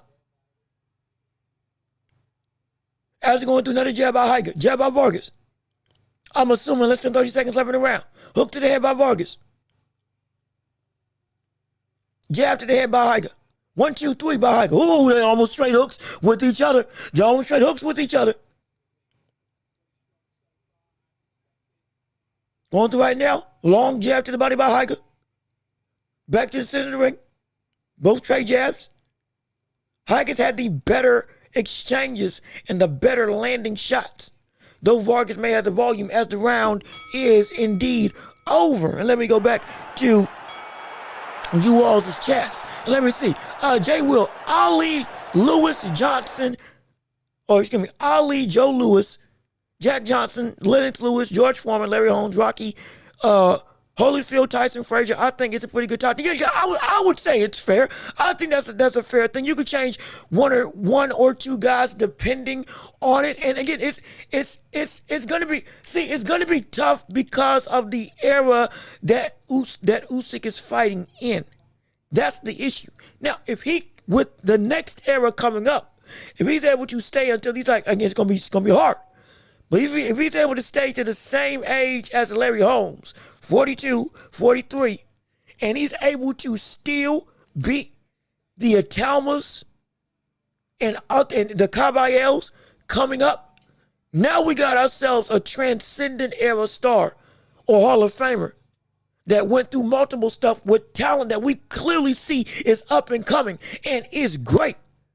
That can be the next legitimately good people in this heavyweight division that has been lackluster for a good minute.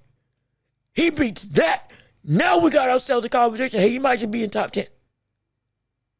Because now a deeper resume with a more prime talent that are now looked at as better than what was happening with this era, or at least or at a better starting point than what was at with this current era of boxing in the heavyweight division. We got ourselves a real conversation as going into the next round. I think this is round 5. And now they really starting to land hooks on each other at this point. Jab uppercut by Higa. As again, we are. That's some good coffee. As I finally put enough sugar in that thing. And boy, that I'll tell you, that's some strong stuff. You need some. This is why I don't drink black coffee. Shoot, this is why I don't even drink. I like original roast. It's strong enough to where I can get the flavor without having to over put stuff in it. But butter, once you get beyond original, that is some heavy stuff. Good shot to the body by Vargas. 1-2 by Vargas, but it's blocked. Higa again somewhat in the corner. Higa again walking back out the corner. Double jab by Higa. Jab by Vargas. Going through right now. Higa ducks down. The power of Higa has been felt, and it is taking some level of toll on Vargas. As we see with a flurry of shots by Higa, really trying to dig deeper and break through the guard of Vargas. As he comes down on the inside, but another clash of heads has been a theme. They've been going at it. Both these fights have been operating inside the pocket or at that mid range. From the first fight with Takami versus this one with Higa. 3-punch combination, hook to the body by Vargas. The body shot is the only shot that lands. Higa with another jab to the body. Higa with a big uppercut downstairs, Vargas clenches up to walk them back to the center of the ring. Don't know how much time is left, full disclaimer. Good uppercut by Higa. Trading jabs for each other. Another jab by Vargas. Another jab by Vargas. 1-2 by Higa. Ooh, almost landed with a big right by Vargas. Double jab, he's got Higa in the corner, and he lets Higa walk back out. I'm assuming, nope, I can't even say 30 seconds, the round is over. Doggone it, I don't know. They don't have there is no clock on my screen. You know how frustrating that is? You know what I'm gonna do? I'm gonna go by the clock that we got. It's what, 3 minutes around? So by the time this thing, but I'm gonna watch it when the next round starts. And I'm gonna look at my own clock. I'm gonna look at my own clock that I got for the run time for this stream.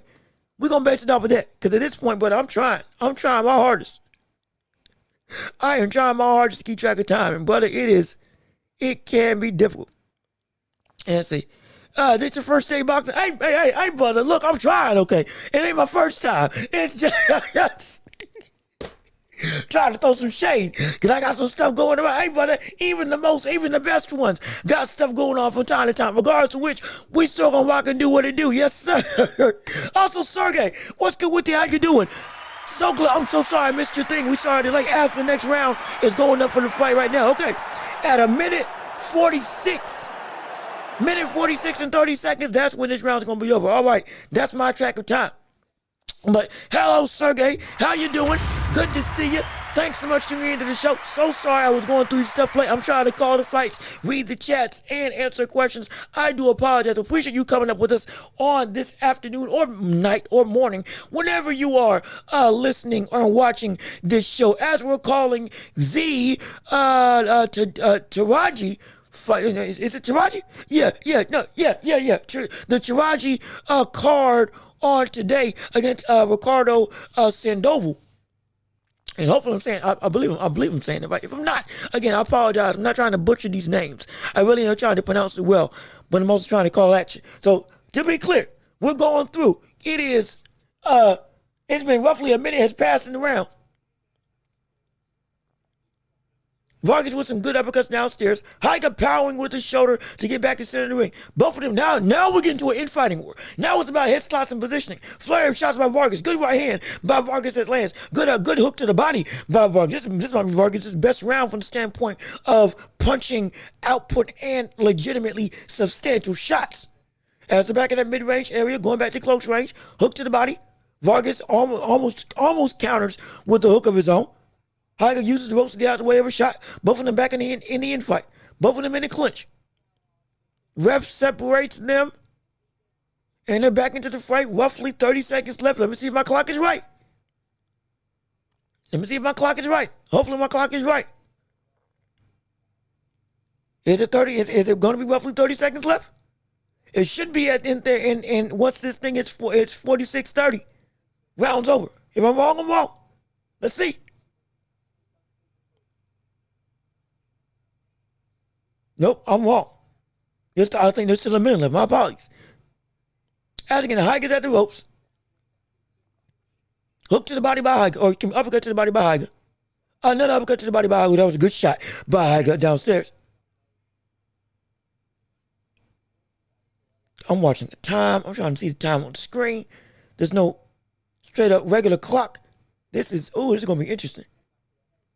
Uppercut, double uppercut. Ooh, big shot by Vargas, though. Yeah, Vargas definitely. Ooh, good shot by Vargas. Oh, my gosh.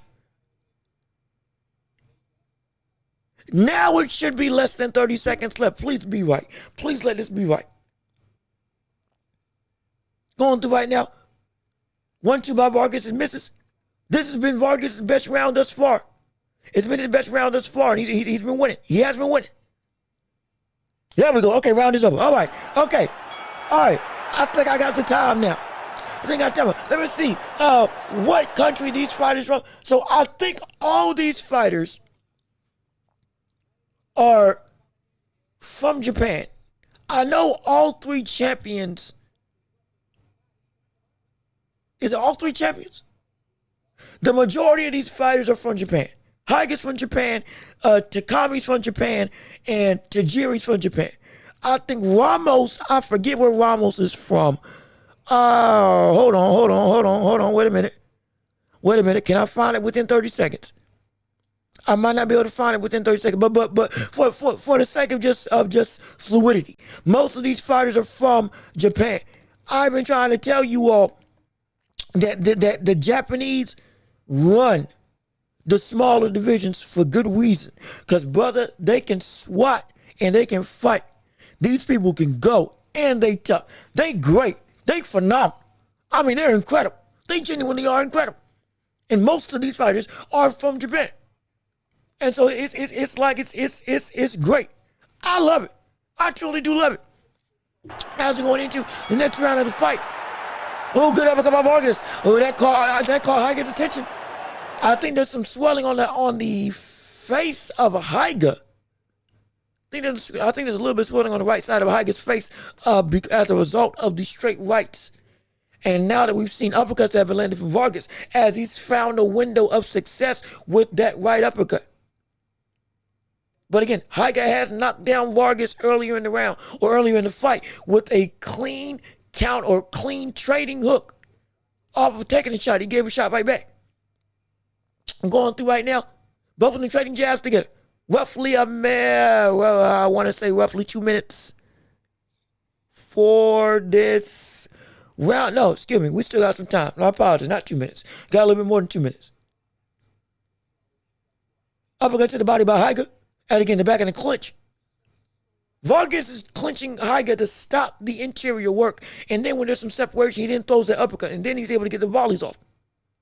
Jab by Higa. Up, good, great uppercut by Higa downstairs. As they're both again in fighting for head slot positioning. Okay, now it's 2 minutes left in the round. There we go. I think we got, yeah, now it's 2 minutes left in the round.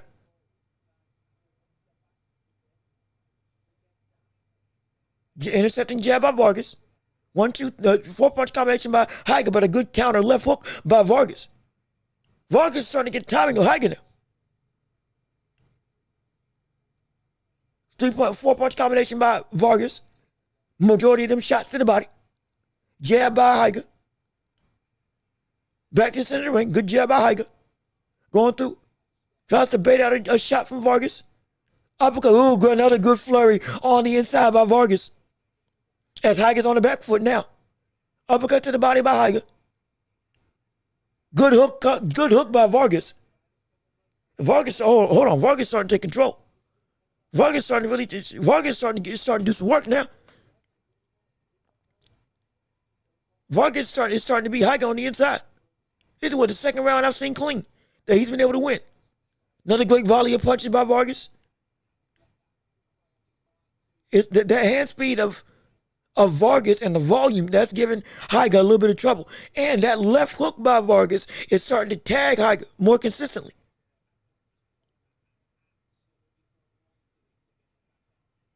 Yep, for another like 6 to 8 punch combination by Vargas.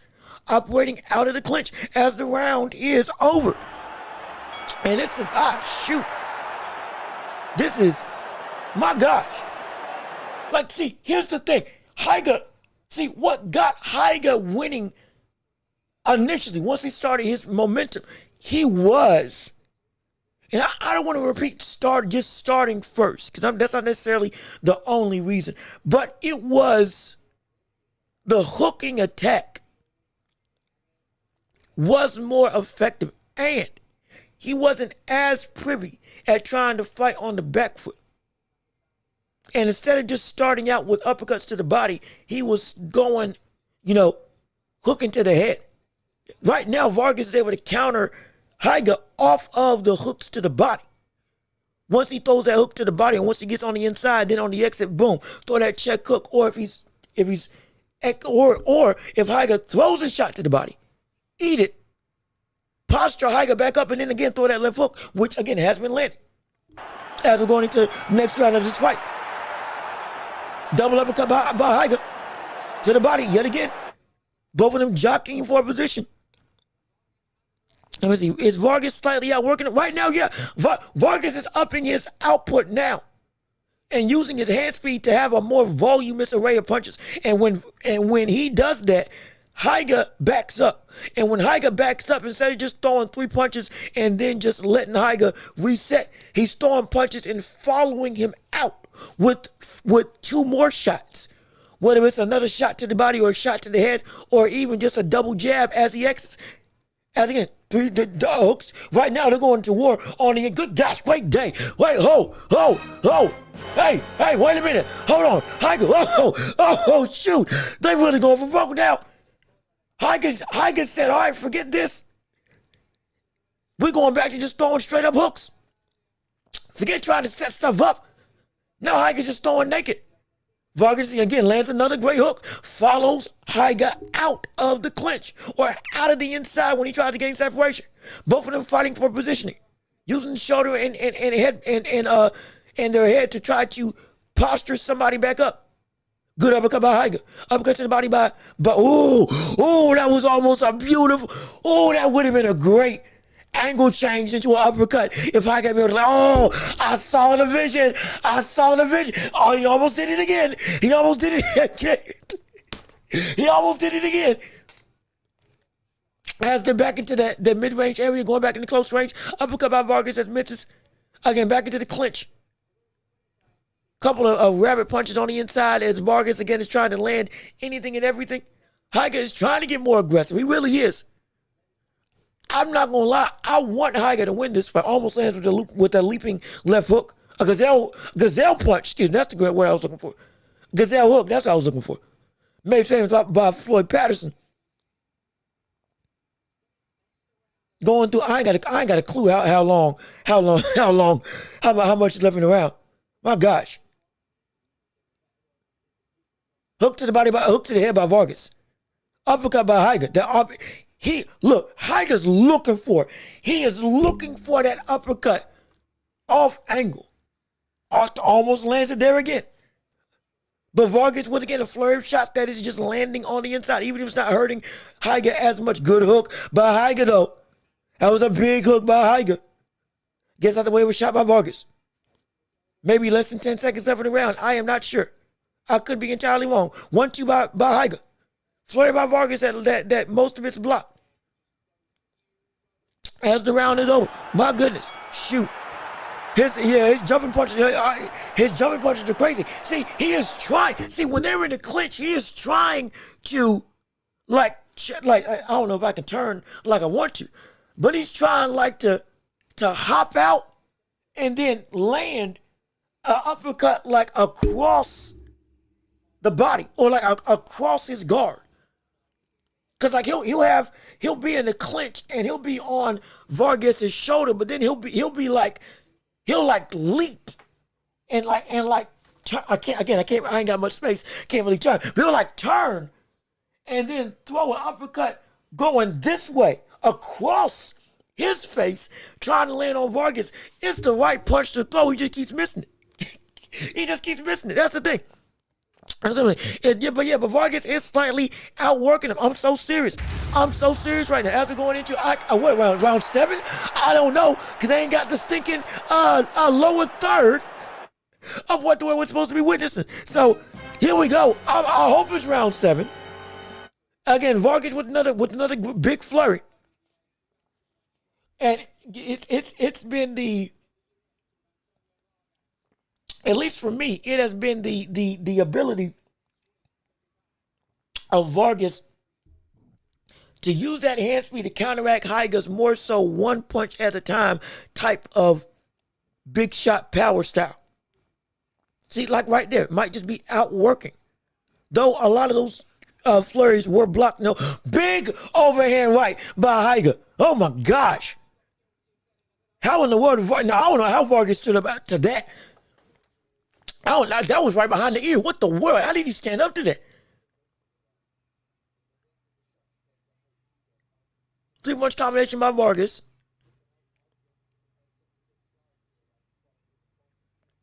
Oh, that's a big right hand by Higa. That might be what I think he needs to go through and now if I'm Higa, good uppercut to the body by Higa, I'm throwing that right hand now.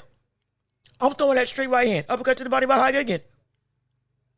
Vargas has been trying to, I think it's round 7 or 8. It's one of those two. We're going to find out at the end. But Vargas has been trying to go.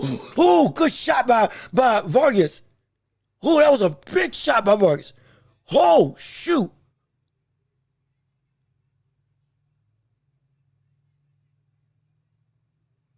I'm telling you, these people, they landed some leather.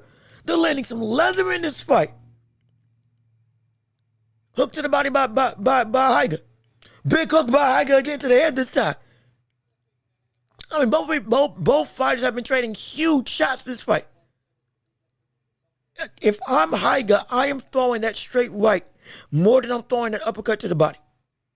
That's the punch that he hasn't thrown it as much, but like another fight that we talked about on this show, Isak Cruz, if he throws that more abundantly, even if it's just a straight up regular 1-2, it can help a lot.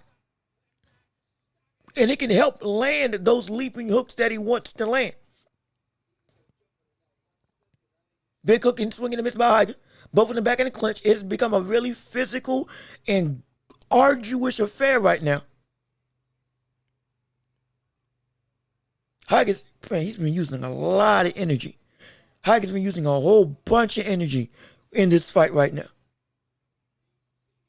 And Vargas, he does, oh, good shot by Higa.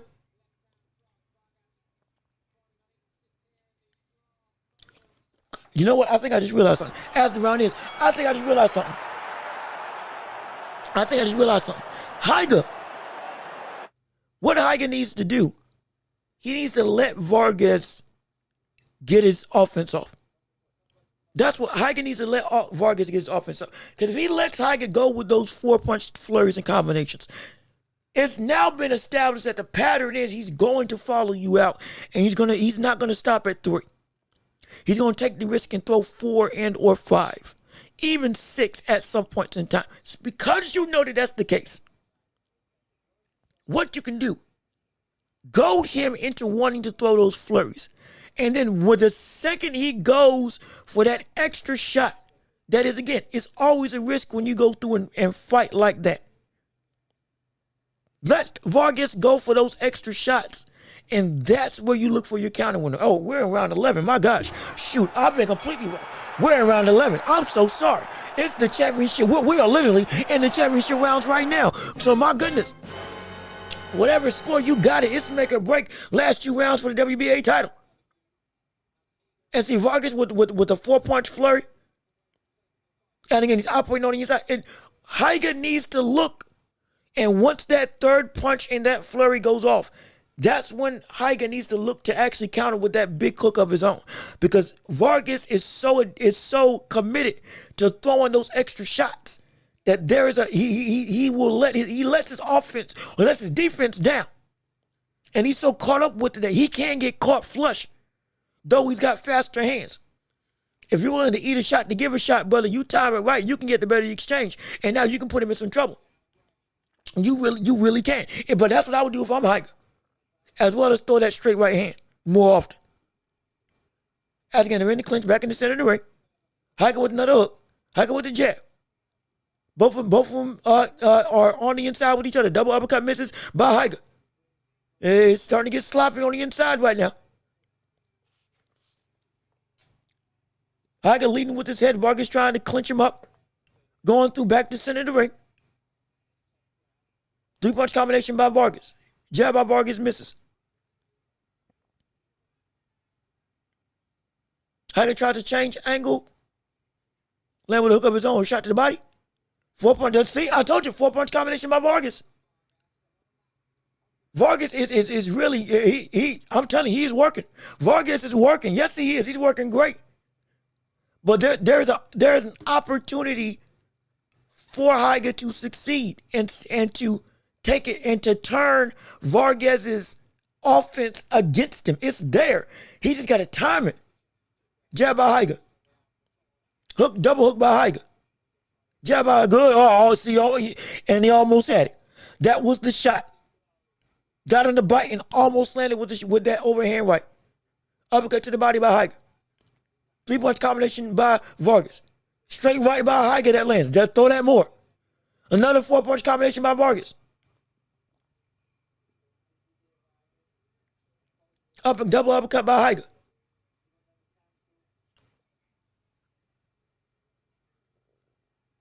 As it's going through both of them.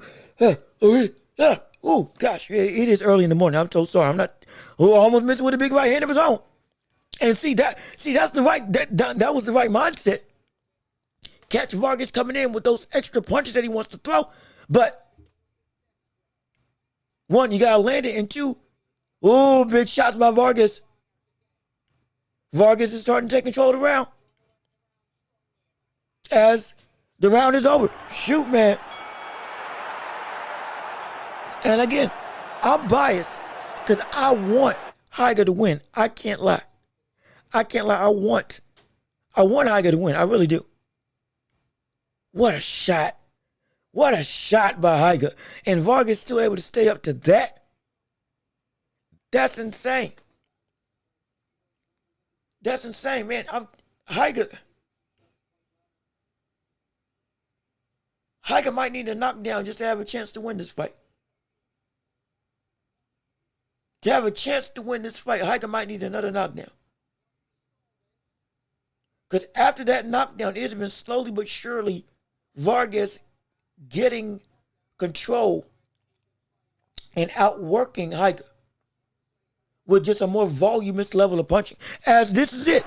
Round 12. Championship round. Make or break. What you going to do? Let's see what goes down. As we're going into the last round of this co-main event feature. Vargas already comes out with an 8-punch combination. Higa trying to muscle him in to leverage him and to get some level of positioning on his side. Back to the center of the ring.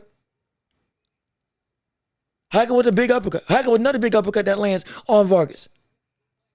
Higa fighting out the clinch, throwing shots to the body. Vargas really trying to hold on. Big swing and a miss by Higa. Vargas tried to land with a flurry of his own. 1-2 by Vargas that lands on Higa. Higa punches Vargas off of him. Big uppercut by Higa. Vargas taking this type of power is insane. So Vargas got a chin on him. I tell you what, even after the knockdown. 3-punch combination by Vargas. Going through big swing and a miss by Vargas. Higa's back into the ropes somewhat.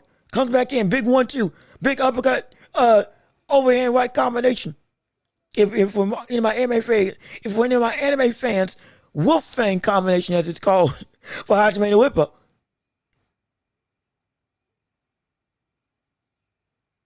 Big swing and a miss by Higa. Vargas tries to come in with the counter of his own. Big hook by Higa.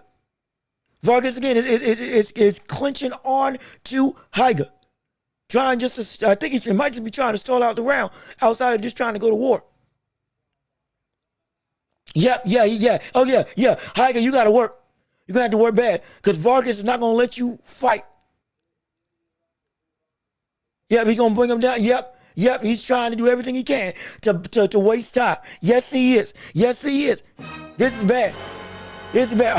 Vargas is fighting smart. Butter looks young, but he's crafty. He's trying to fight smart so that he can make a good hook by Higa. He's trying to fight smart so that Higa can't punch him, and so he just runs out the round.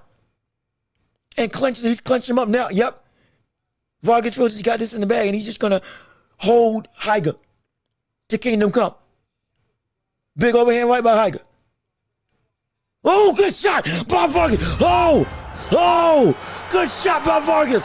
Oh, counter shot by Vargas that lands.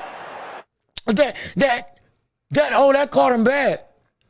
Talk about an eye for an eye. Payback for what happened earlier in the round or earlier in the fight.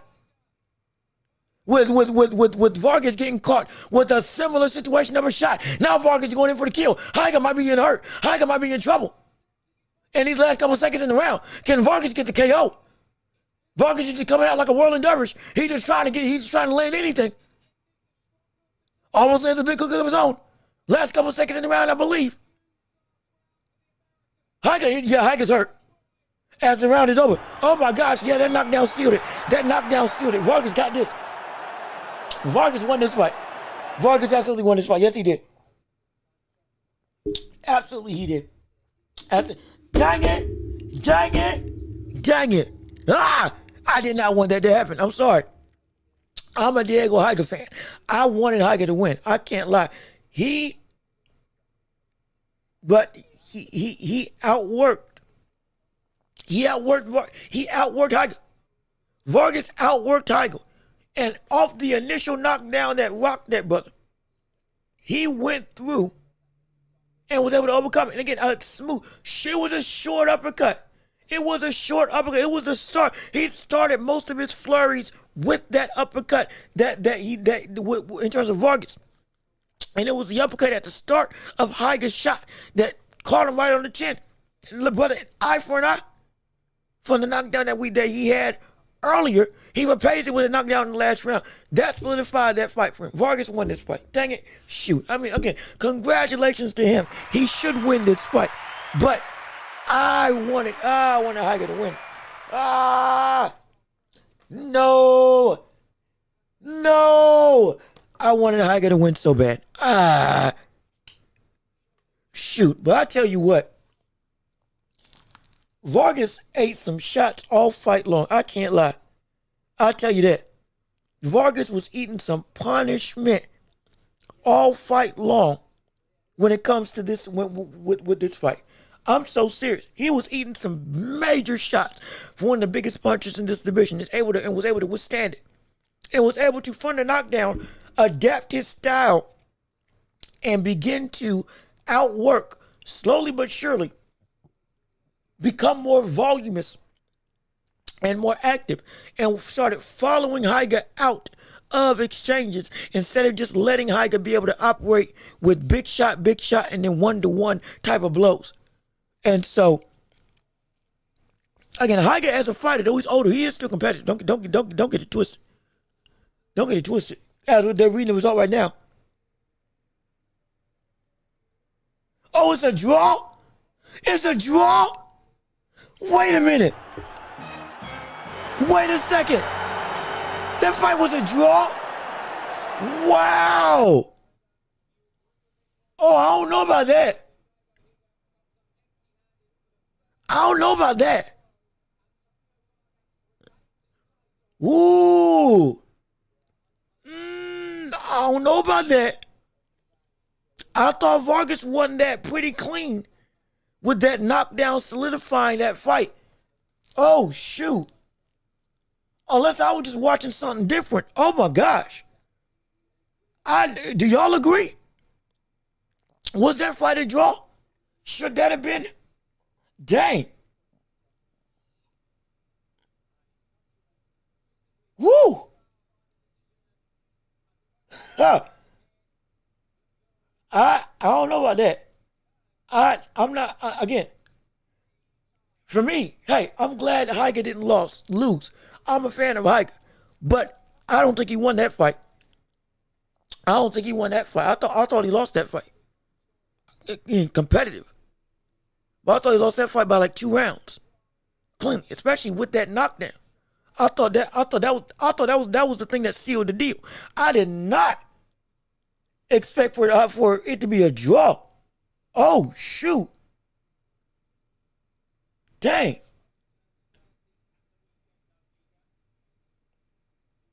I mean, I'd love to see a rematch. I don't know if that's the right decision, though. I do. Ooh, I don't know. I don't know. I don't know about that. I don't know about that. I don't know about that at all. I might have some gripes with that. Hold on real quick. Let me turn on my television real quick.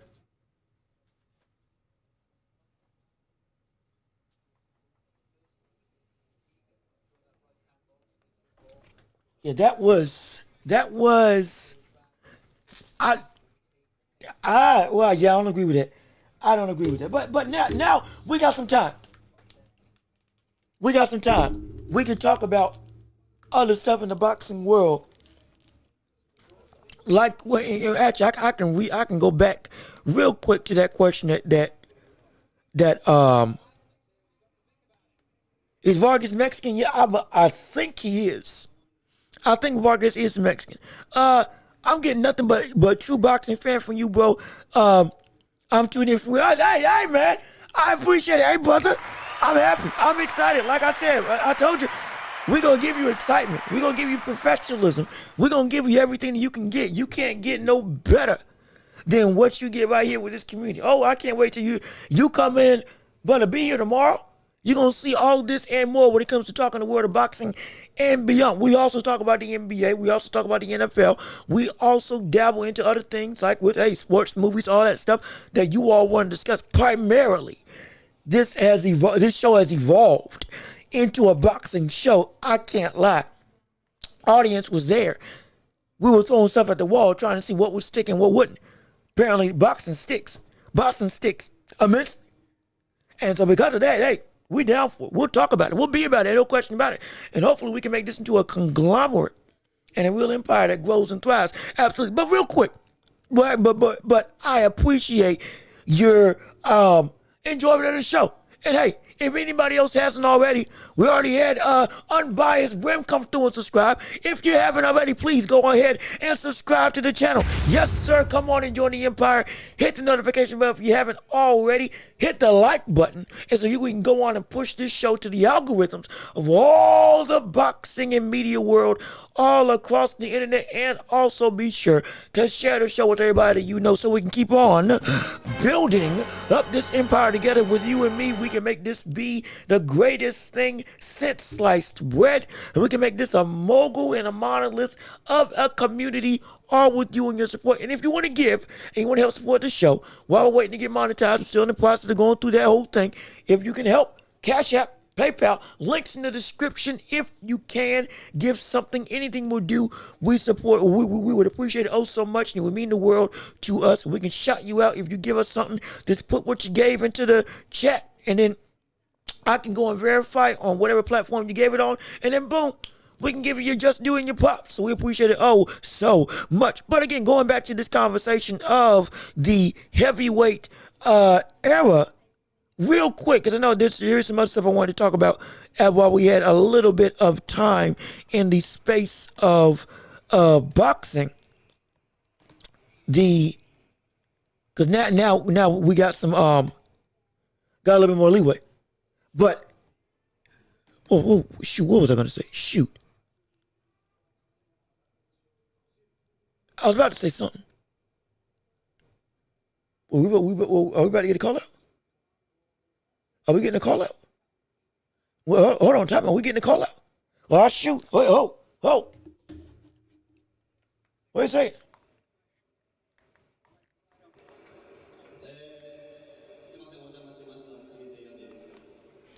Wait a second. Hold on. I think we...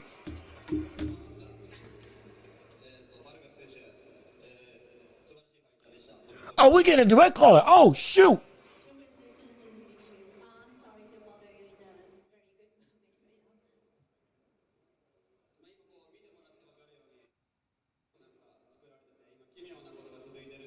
See, I like this.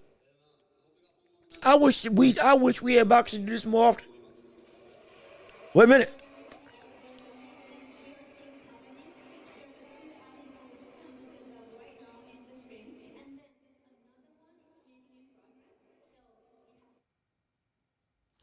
See, this is what I want.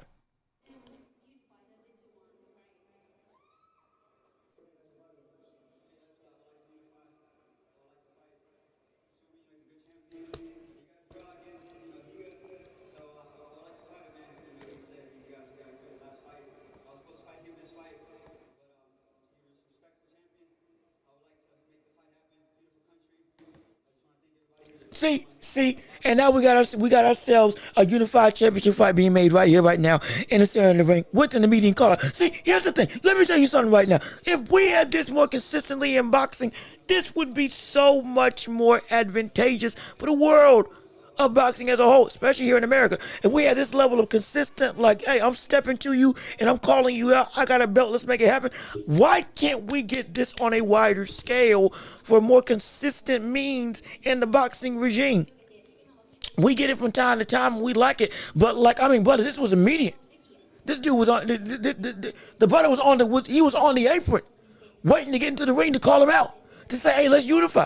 My gosh, if it's that simple, why can't this happen all the time?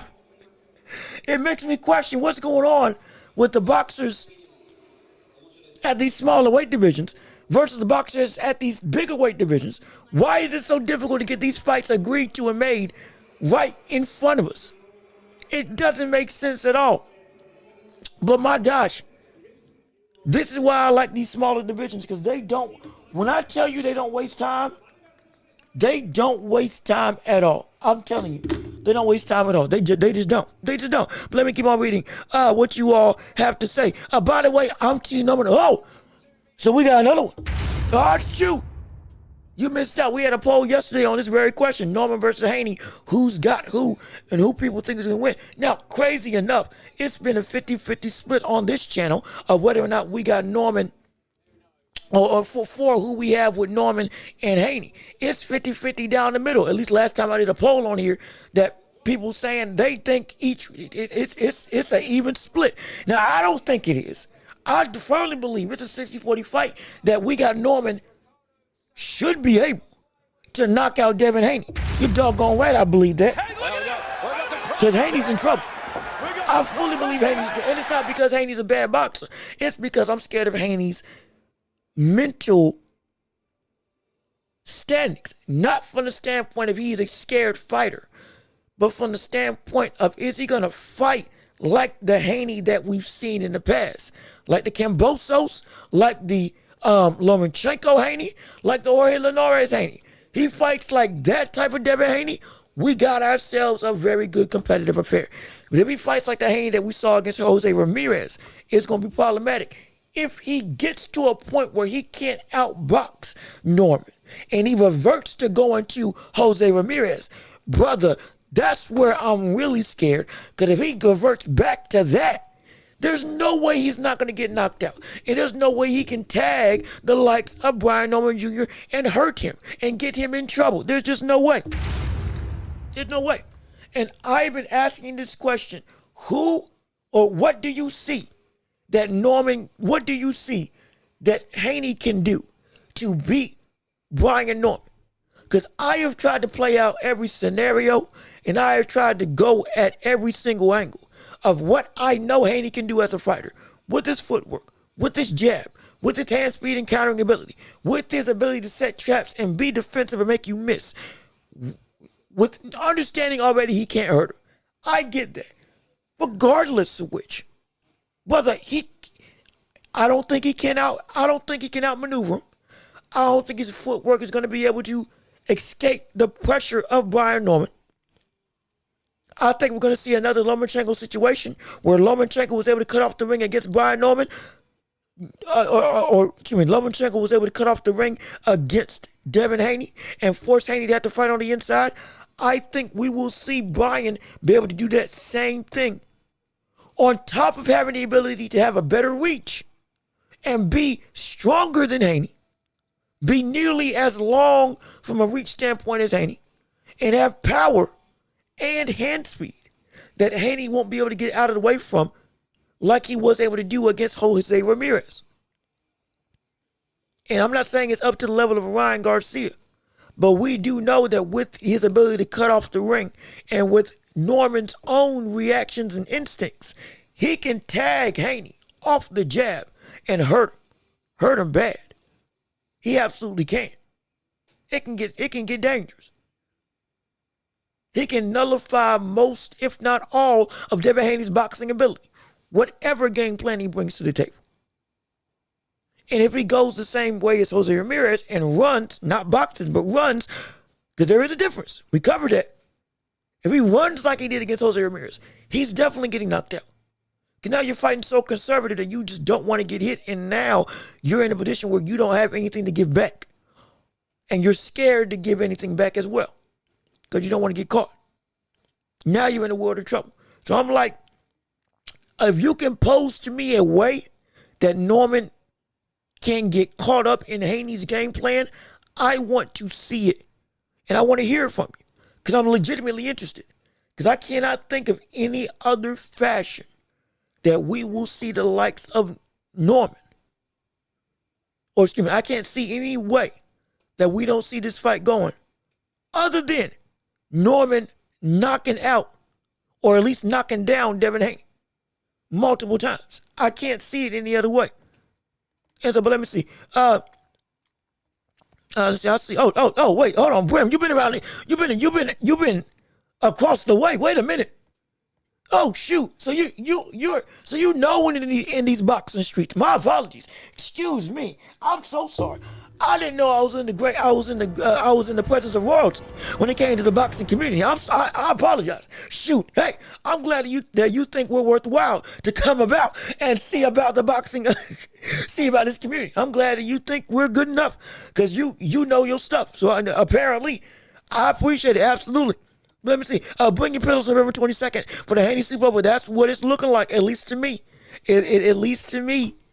And again, it's not Devin Haney I'm as concerned with, though I've said why I think he's going to lose. My real concern is Bill Haney and what game plan he will make. Because Devin Haney fought with the game plan, and Bill Haney said it himself that Bill Haney made. Because Haney wanted to shut up the haters. Haney wanted to just get the win. Haney wanted to secure the Ryan Garcia fight. And Haney wanted to have the ability, Bill Haney wanted to have the ability to make it so that nobody could clown Devin Haney from all the vitriol they were getting from the past couple months, from the PED fight with Ryan Garcia, with him getting clowned, with him getting, all this talk, wanting to quiet that noise just to be able to move on. Bill Haney said that himself. He said it on Showbiz The Adults channel. You can go look at that, absolutely. But the thing is, though, just here, what game plan will he make? And will he make a game plan that will trust his son's boxing ability? Because it sure enough wasn't the game plan that trusted his son's ability against Jose Ramirez. It wasn't. That wasn't the Devin Haney that we knew was a pound-for-pound great that became undisputed. That wasn't that Devin Haney that we saw was a far cry from the Devin Haney that we know has been amongst some of the greatest that we've seen. If he makes a game plan that trusts his son, we got ourselves a real position that, hey, maybe Haney can pull something out. But if he makes a game plan similar to the one that he made like with Jose, not to go and feed into Haney's advantages, but just a game plan only to skirt by, that is going to be problematic. That will be very problematic. That's what I'm scared of more than anything. Haney advantages he had in past fights are not there for him versus Norman. Yes, indeed, you are so right. Norman is strong enough to break through Haney's clinch attempts. Even more than that, Haney, I said this going before anything happened with the Ryan Garcia PED situation. Devin Haney was a fighter I had said was a product of being bigger than all of his opponents. When he doesn't have size to his advantage, a lot of the things that he's able to do as a boxer are not able to be nearly as effective. It's never been. When he has somebody that is equal in size, length, and or speed in some way, shape, or form, if not all three, like what I had said again before Ryan Garcia popped dirty, what Ryan Garcia brought to the table, he struggled. When Lomachenko was fast, if not faster than Devin Haney, and Devin Haney couldn't get away from him, and he had to resort to using his size to be able to beat him, and even then I don't think he did. You saw Devin Haney become vulnerable against Ryan Garcia, who had the hand speed, who had the reach, and who had the strength and size advantage to be able to nullify Haney's own jab, Haney's own ability to control his opponents, and Haney's speed. All of a sudden, Haney is able to get caught. When you can match Haney in a certain aspect, if not all aspects of physicality, all of a sudden you become a threat that Haney can't deal with like he's been able to do with most of his other opponents. He was bigger than Prograis. He was bigger than Lomachenko. He was bigger than Kambosos. He was, even though he got hurt by Jorge Linares, he was bigger than Jorge Linares. He's been bigger for the majority of his wins. He's called all of his opponents small. Don't forget that. Every opponent he's been in the ring with, he's called them, "You're too small for me." Well, if that's the case, brother, what constitutes as being bigger than you? And why are you not seeking them out? Brian Owen brought that up as a question. If I'm too small, why aren't you fighting people that are bigger than me? Because you've been calling everybody too small. But if that's the case at some point in time, who's on your level as a big enough fighter? If everybody you fought has had the same disadvantage, and everybody who doesn't fit that same bill of disadvantage size, you ain't fought. Again, Brian Norman brought that point up. I'm just regurgitating it to give you a new perspective. But regardless of which, with Brian Norman, his advantages are he is everything that Haney hates. He's stronger and can bully you.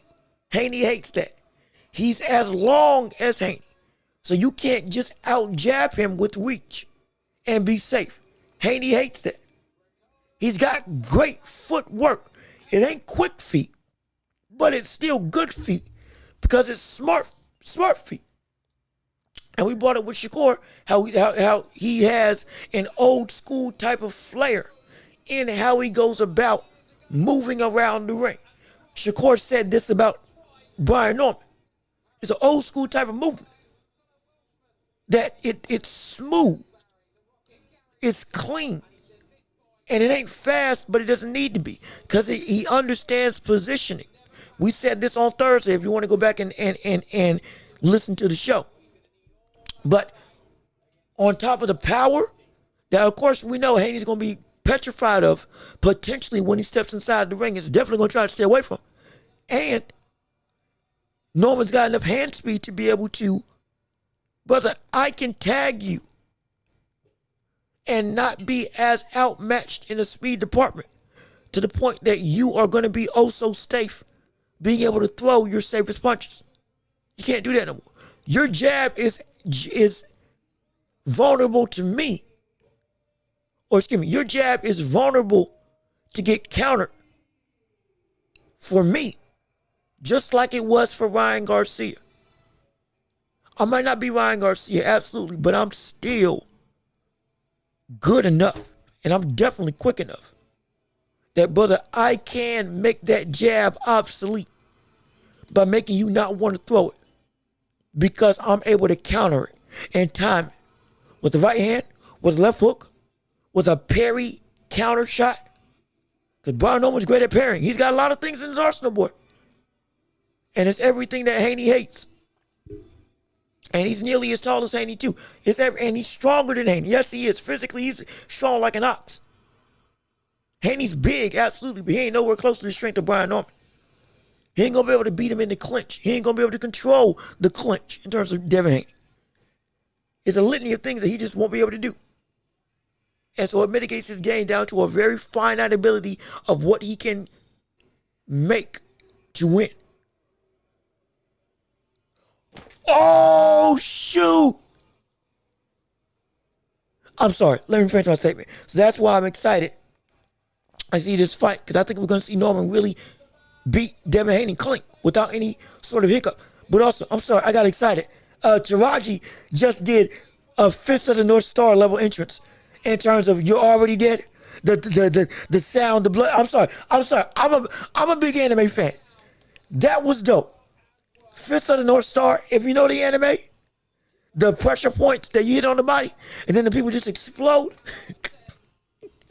I watched that growing up in middle school, and I just realized what he was doing for his intro package. That was tough. That was dope. See, the presentation of Japan is oh so astounding. They really know how to make a fighter have grandeur outside of just having a artist or rapper come out. It's legit, and brother, the gear is dope. All of this, it's all dope. It's all dope. I'm sorry, I'm not trying just to glaze how Japan presents their fighters. But if the States presented a lot of their fighters in the same way as Japan, brother, the spectacle would add to the sport. And again, we've covered this in the past. Wrestling does a perfect job of encapsulating a global audience because they make all of the wrestlers feel big. Walkouts, routines in music, staples in personas.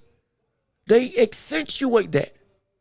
Japan does that with Inoue, with Teraji, with Junto, and with just about every other boxer that they got out in that country. It's perfect to make household names be something significant. If we do that here, brother, we can have like 5 different tanks here just in the States alone. If we went about that route, it would be so much better. My gosh, shoot, man, it would be so much better. But again, I'm rambling. Let me not ramble. Let me keep on reading. Is there nobody special? I'm loved to hey, brother, you're welcome. Loved or hate, we don't care. We're just glad that you're here. And again, like I said, I'm new to these streets. I'm just trying to make my way. I'm still learning all about this community. We're trying to make our own. So I appreciate you being here. And hey, brother, we want your opinion. We don't hate. We don't discriminate. We may not agree at all times on whatever you may say. That's perfectly fine. We want discourse. We want debate. We want conversation. We trying to edify and unify by having people not agree. We're okay with that, absolutely. And we want to hear out your opinions. And if I don't agree, I give my points and you give yours, and then we have discussions. I love it. That's what this sport is all about. This is my boxing ring. This is my fight. It's also my job, but it's my fight. I love this. I love this. Because you learn so much from people who don't agree with you. If you do. And if you do, you maybe add some new insight. It's more than welcome here. I love it. I'm all for it. I want to see what you got. Absolutely. Haney's do game playing well. Yes, they do. People sleeping on Norman, calling him one-dimensional like he a pressure fighter when he's a boxing puncher. Thank you. Thank you. Thank you so much. You hit the nail right on the head. This is exactly what I've been saying. Let me see. Let me see. Ken Shack, what's good with you, brother? How you doing? Good to see you. Thanks for tuning in to the show. So glad that you're here on today's episode or on today's live stream of Taraji. Let me flip the title card. Excuse me. Of Taraji versus Sandova for the unified. What is it? Is it flyweight or is it super flyweight? Well, which one is it? It's for the unified flyweight title. I believe the WBO.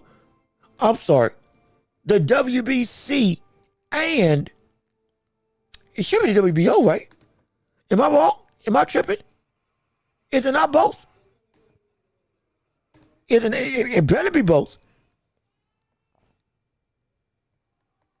It's got to be both, right? Yeah, WBC and WBA. Unified flyweight titles on the line. Oh, I'm excited for it. Oh, I'm excited. I can't wait for this. Absolutely. But let me keep on reading. I'm a boxer from Japan. So again, what's up to you, Ken Shack? So glad you're here. I'm boxing from Japan. Kenshiro is known for the iron chin, like Gennady Golovkin, and precision. I assume there's no knockout. I assume, like again, I'm familiar with Teraji. We've seen that brother fight before. I've been again the amazing boy, as his nickname goes. Brother, he's lived up of the last 10 to 15 fights, but he's lived up to that hype. He's lived up to that moniker. He has been about that regime or about that moniker to be able to be a genuine dominant force at this division. Like I said before, I think if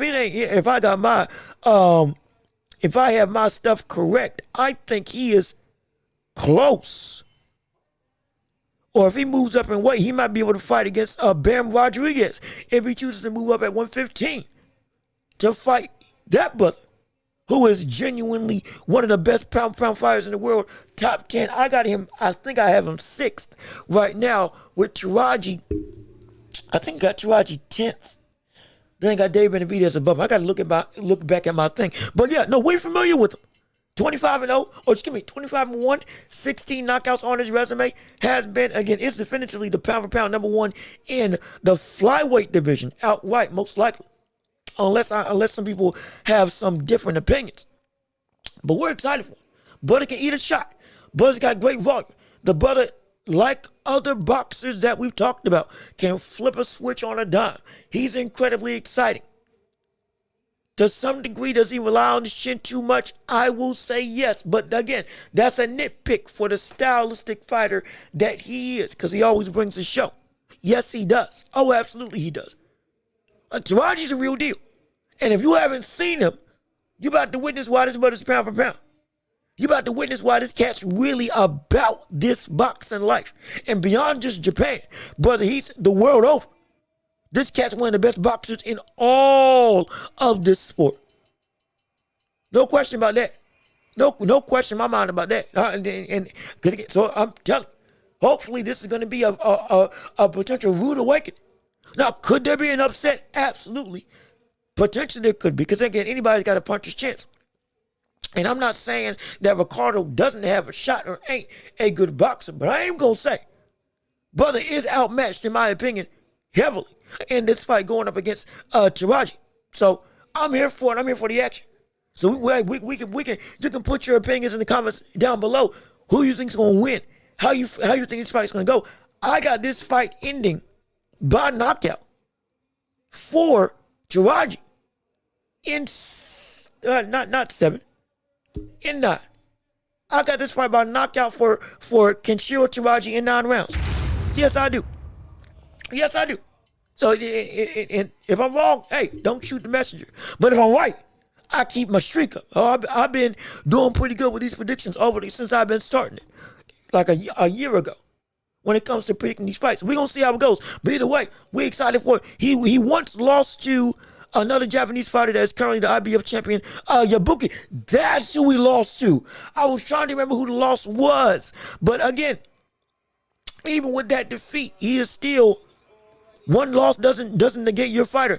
But regardless of which, you gonna see why this brother's the real deal. Tough fight, but Taraji gets a late stoppage. I think so too. As we're going into this fight right now, championship fight, main event, Taraji versus Sandova for the unified WBC and WBA flyweight championship of the world. Let's see how it goes down right now. Round 1 going underway. They still ain't got the clock on for some reason, so we ain't gonna be able to give you the times like we normally want to. And so as we're going through first round of the fight, Taraji's in the center of the ring, more so trying to feint. Good double jab by Taraji. Already got Ricardo got Sandoval to the ropes already. Jab by Sandoval. Oh yeah, that speed discrepancy. I see it. I already see that speed discrepancy, or that speed disadvantage on the side of Sandova. And again, already we see Taraji have Sandova backing up just by foot pressure. Good jab by Taraji. Again, to be clear, Taraji is the champion. Going through, pressing forward, both of them trading jabs with each other. Jab to the body by Taraji. Good hook by Sandova. I will say Sandova has deceptively lanky arms. I will say that, viewing that hook. Both of them trade jabs with each other. Both in the center of the ring. It's a feeling out process right now with this first round of this fight. Going through, jab to the head by Taraji. Double jab by Taraji. Really going through that. That's a good educated jab. I do wish he didn't. I do gotta say though, he's got a little bit of that bow and arrow effect. When he throws out that jab, he kind of parts that right hand away. I don't like that, but outside of that, again, that's nitpicking. Because as we know, we've seen this brother fight before. Stiff jab landed for both fighters. Another good jab by Taraji, winning that mid-range level of the fight. As Sandova again is working his way back. Going through right now. Kind of posturing, moving around. Waiting to see what somebody's going to do. Big right hand by Sandova. Jab to the head by Taraji. Another jab by Taraji. Again, pushing Sandova back to the ropes. Back to the center of the ring. Sandova with a jab of his own. Another jab by Taraji. Again, Taraji's been winning this round strictly off of the jab alone.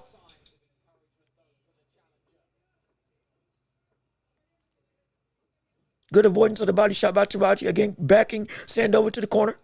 1-2 by Sandova, misses. And the round is over. So, hey. First fight of this championship round. Let me see what y'all got. Let me see what y'all predictions are. Tough fight. I got Taraji by late stoppage in the 11th. I got it in the 9th. We're going to see who's right. If we're both wrong, we might see a potential upset in the making. This will be an upset of the year if this happened. Let me see. After that loss, they fought. Okay. So he rematched Yabuki, and then he beat him the second time. So he's won against every opponent that he's faced and avenged, with the fight being avenged. Dang. Yeah, that's impressive. That's really impressive. Now, I didn't know that. I didn't know that. I didn't know he rematched him and got his get back. So I tell you, like I said, he's called the Amazing Boy for a reason. This cat is the truth. And as the rounds go on, he unwraps layers to his game. And he can be a destructive force as we're going into round 2 of this fight. Right here, right now. Going into fight, round 2, going underway right now. Starting out with another jab by Taraji.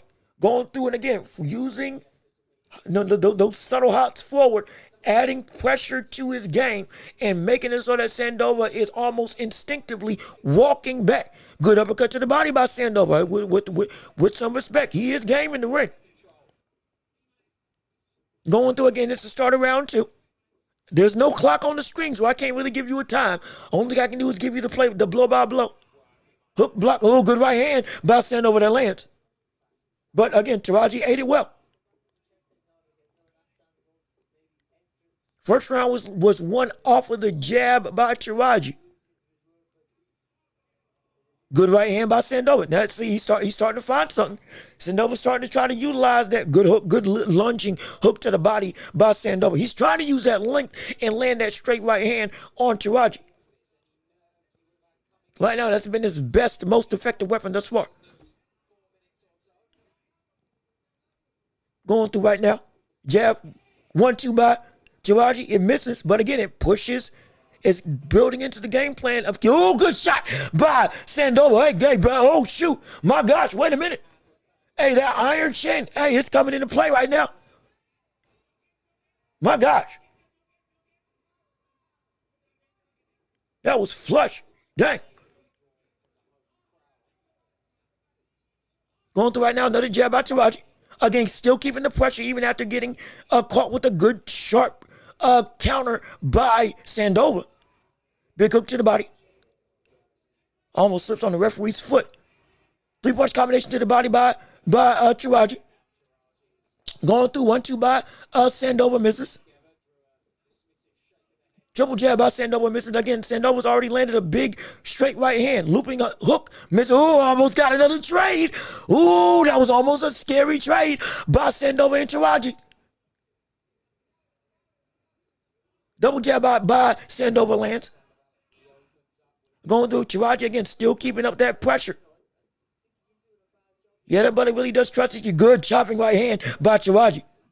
Good 1-2. A combination by Teraji. Jab by Sandova.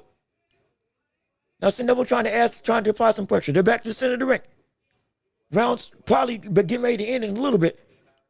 This is round 2. 3-punch combination by Sandova's blocked. Going through. Teraji again putting pressure. Jab by Teraji. Another jab by Teraji. Big swing and a miss by Sandova. Good head movement by Taraji. As the round is over. Yes, sir. Let me see what you all's comments got to say. Let me see. Facts and fiction. What's good with you, brother? Hey, how you doing? Appreciate you coming on the show. So glad that you're here. And if you're new here, anybody that is new here, leave a like on the stream. Go ahead and get the likes up on this live stream commentary. Subscribe if you haven't already so you can see everything that we do on this channel. Hit the notification bell so you know whenever we post right here on this show. And please share the show with everybody that you know so we can keep on building up this empire together. Great round by Sandova, landing with some very good right hands in trading circumstances against Taraji. Hey, that iron chin that y'all were talking about, brother, it is showing up in this fight right now early on. I don't want it to be tested as much, but still, it's living proof right now. Hey, brother, this cat, Teraji, can take a punch. Now, again, we watched him before. We knew this. I don't want him relying on his chin, though, regardless of which. But still, as we're going into round 3 of this affair, let me take a quick sip of coffee real quick. As, again, it's early in the morning. It's like 8 o'clock over here. We've been up since 5, 6 o'clock, just about. And so but America needs to put some respect on pound for pound Taraji. Yeah, no, he's been on my pound for pound list. Absolutely. Because he's about that life when it comes to being an active, dominant champion of the flyweight division. Good trade with each other.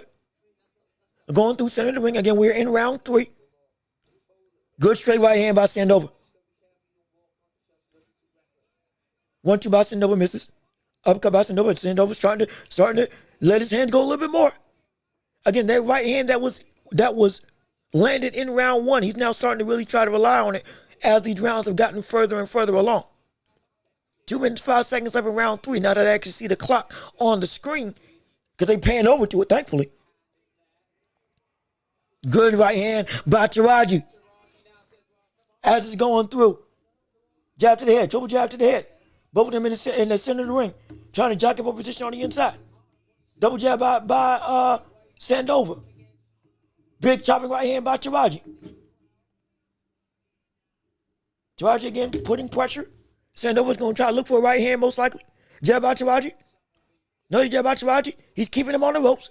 Right hand just misses for Taraji. Oh, big right hand by Sandova. Good counter by Sandova. Taraji tries to land the uppercut. As it's going through. Hey. Sandova's game. Sandova's ready to fight. Big right hand by Sandova misses. Another one misses.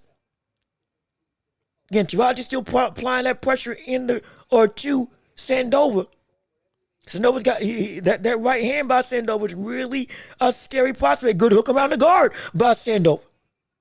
I dare say this. I think Sandova might have won this round if he keeps going like this. Good slip by Taraji. Good jab by Taraji, but again countered with jab of his own. Back to center of the ring. Double jab into right hand by Taraji misses.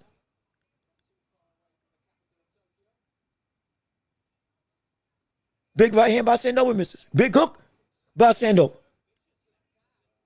That left hook, ooh, very good right hand by Sandova. Right to the body by Sandova. Straight right hand by Taraji. Those blocked. Got Sandova to the ropes. Sandova with the hook, but it's blocked. Roughly 10 seconds left in round 3. Real good short right hand by Taraji. Back to center ring. Jab by Sandova misses. Big right hand lands for Sandova as the round is over. Look, man, I'm telling you. They look, Sandova, that right straight by Sandova is really effective. It's really effective. Right now, he's not just timing it, but he's using it to set up that left hook as well. Great uppercut as well on the inside. I actually missed that punch that he landed on the inside. Taraji is eating these shots incredibly well. I'll give him that. Yo, this chin is really the truth. And you're right, facts or fiction. Brother, you saying facts right now. It's 2-1 Sandova at this point in time. Now, again, we haven't seen the adaptations of Taraji like we've seen in other fights before. That comes down the line. We're going to have to wait to pump the brakes. It ain't just he's washed. Not yet. But, brother, he's game. Let me tell you something. And you right. He is coming to play. And not going to lie, Japanese fighter. Oh, let me see. I need subs. Brother, I do too. But how you doing? Good to see you. Thanks for tuning into the show. As we're going into round 4 of this fight right now. And Taraji coming out there, has some fire. Not gonna lie, Japanese fighter, Taraji got some awkward techniques that can be unexpected to a usual type. Yeah, no, see, a lot of the Japanese fighters, they fight. It's a style all their own. It really is. And it's really conducive to action. It's really conducive to action. They will take chances. And they're awkward. But it's great. I love it. Great lunging uppercut by Sandova. Good uppercut. Oh, gosh. Oh, wait a minute now. Oh, wait a second. Hey, brother, Sandova's, I can't lie, he's starting to put on Taraji right now. From the standpoint of clean, effective punching. Uppercuts, hooks, and straight rights. This is but a game. This is but a game.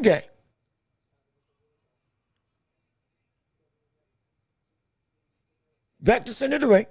Jab by Sandova misses. Double jab by Taraji lands. That naked right hand is gonna come. It's gonna be bad.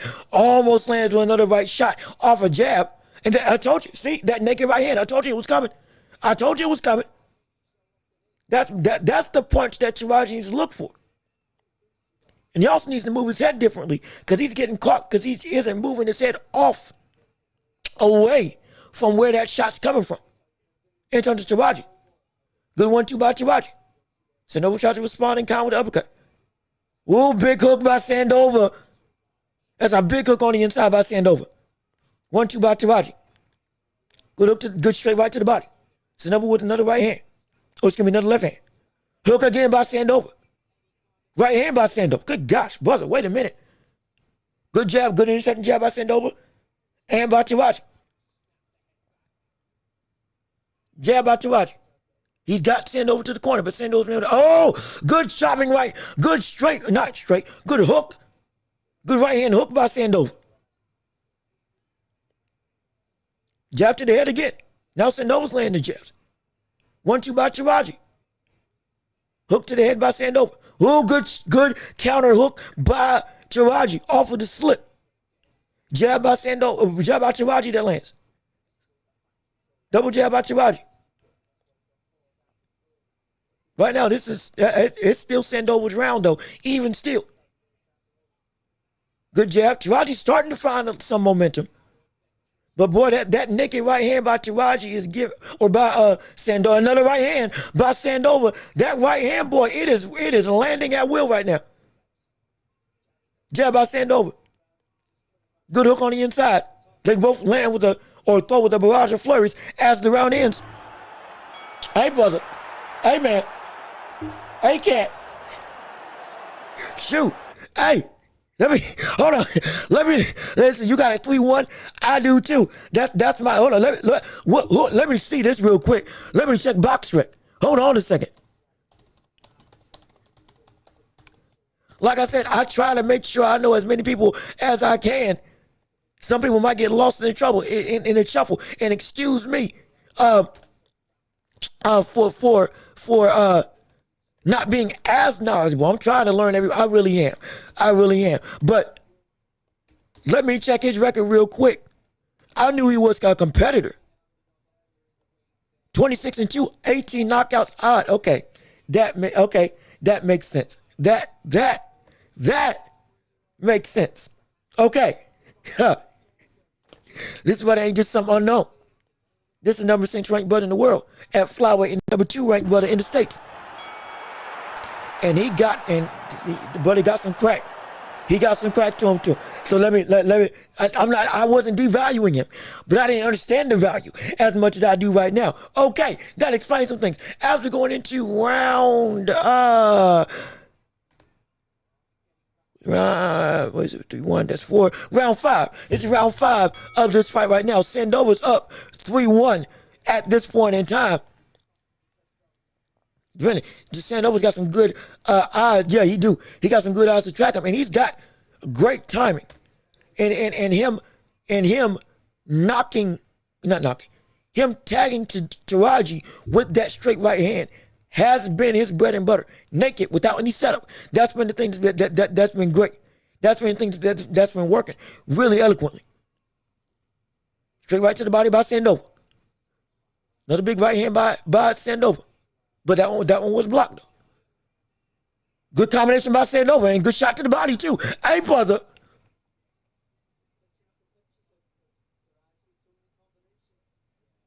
All right, let me sit up real quick. Wait a second.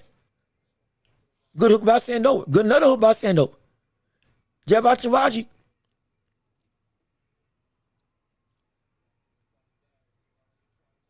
Now Sandova's bouncing around trying to get him off rhythm. Sandova's back in the corner. Straight right to the body by Taraji. Big right hand by Sandova. Good shot by Taraji, though, finally got. That's the best punch of the night. A straight right hand to counter Sandova's shots. As they're getting away from the clinch. 1-2. Oh. And he knocks him down. Oh, shoot. Just like that. Taraji knocks down Sandova with a 1-2 down the center. That put him on his butt. All right, here we go. Wait a minute. No. Could he try to go for the kill right now? He got to be careful, though. Sandova got some pop. 1-2 by Taraji. Uppercut, feints and uppercut. Jab by Taraji. Trying to stand with that big right hand. Sandova with the right hand of his own. Hook to the head by Sandova misses. Taraji getting back Sandova to the ropes. Taraji looking for the kill. Taraji looking for a shot. Throws a straight right hand to the body. Sandova's again back to the corner. Straight right to the body by Taraji. Taraji trying to be smart. Sandova still got some pop. Again, works Sandova to the corner. He's got him in the corner still. Being smart. I thought he was going to throw some more shots. I ain't going to lie. This just shows how dangerous Sandova really is. Throws a 1-2 but misses. Sandova throws to the hook. Taraji blocks the hook. Taraji blocks another uppercut. Hook to the body by Taraji. Straight right by Taraji is blocked. Now, see, and the switch is starting to flip. And let's see, and the round is over. Just like that. Things shift and change. By my metric, counting the knockdown, this should be tied up, right? Because it's 10-8. It should be tied up now. Because it's 10-8. Yeah, 3-2 with the knockdown. It's tied. Yeah, absolutely. See, you doggone right. Facts on fiction, you're absolutely right. It's tied up. Oh, that was a pretty shot. What a shot. Jab to break the guard. The jab broke the guard open. And then the right hand came right down on the chin. Beautiful. Beautiful. Beautiful shot by Taraji. My goodness. And corner Taraji told him to do a body feint and a 1-2 to lead that knockdown. Hey, brother, it worked. It worked out. It worked wonders. Yes, it did. I'm telling you right now. And let me tell you something. Notice, all of a sudden, as we're going into the next round, notice, all of a sudden, Taraji's starting to block a lot of those shots that we see Sandova land, or landing in the first 3 rounds of the first 4 rounds of the fight. He's starting to block a lot of the stuff now. The body shots and the head shots. And now he's starting to counter. And now he's starting to slip. See, I told you, fighters have a 6th gear. His just flipped. Fighters have a 6th gear that they can go to. His just flipped. He just got in rhythm. 1-2 by Taraji. Jab by Taraji, shot to the body. A hook that's blocked. Good shot to the body by Sandova. Now Taraji walking around with his hands down, jabbing and slipping the jabs of Sandova. Yep, see, he's starting to parry that right hand now. He's starting to get it. I don't know what it took him what, 5 rounds as we're going into round 6. So he's starting to get it. That 6th gear is starting to flip for Taraji. Uppercut to the body by Sandova. Jab by Taraji. Ooh, almost a big swing and miss to the body, but Sandova got a good job getting out of the way. Jab by Taraji to the head. 1-2, but it was blocked this time. 1-2 by Taraji that lands. And punches Sandova to the corner. Right hand again is blocked by Taraji. Good hook by Sandova. Little hooks blocked by Taraji. Double jab to the head by Taraji. 1-2 by Taraji. The amazing boy is starting to do amazing things inside the ring. Double jab by Taraji. Uppercut by Taraji on the inside. Keeping one side of the ring now and cutting off any escape for Sandova to be able to land and do anything. Good shot by Sandova. Good right hand by Taraji though. Almost lands with another chopping right hand, Taraji. Uppercut to the body by Sandova. Uppercut, ooh, big swing and miss by Sandova. That would have been huge if that landed. Jab to the head by Taraji. Going through, I'm assuming less than 2 minutes left in the round. 1-2 by Taraji that lands. Uppercut, and that lands for Sandova. Good combination shot. Hey, okay, he's still there. Now, but Taraji is starting to block more and more of these shots. Good shot to the body by Taraji and Sandova. Good chopping right hand by Taraji. Good 1-2 by Taraji. Double jab by Taraji. He's starting to tee off now. Taraji's starting to get his rhythm. Good right hand by Taraji again. He's got Sandova moving around the ring now. Sandova's trying to get away now. Good slip by Taraji from the jab. Jab by Taraji. Oh, good uppercut on the inside by Taraji. That got Sandova's attention. Yes, it did. Oh, yes, it did. Oh my gosh, yep. And what I'm telling you, that 6th gear flipped. That 6th gear of Taraji flipped. He ain't getting caught with the same right hand no more. He ain't getting caught with the hook no more, not nearly as much anyway. Still getting caught to the body, but he'll give that up for an opportunity to land at the head. Oh yeah, it's starting to work. Taraji's up now. It's 3-3 with a knockdown on Taraji's end. Taraji's up now in this with this round. Oh, he's starting to get in control. It's starting to grow. That momentum's starting to grow. I'm telling you, it's something serious. Let me see. By the way,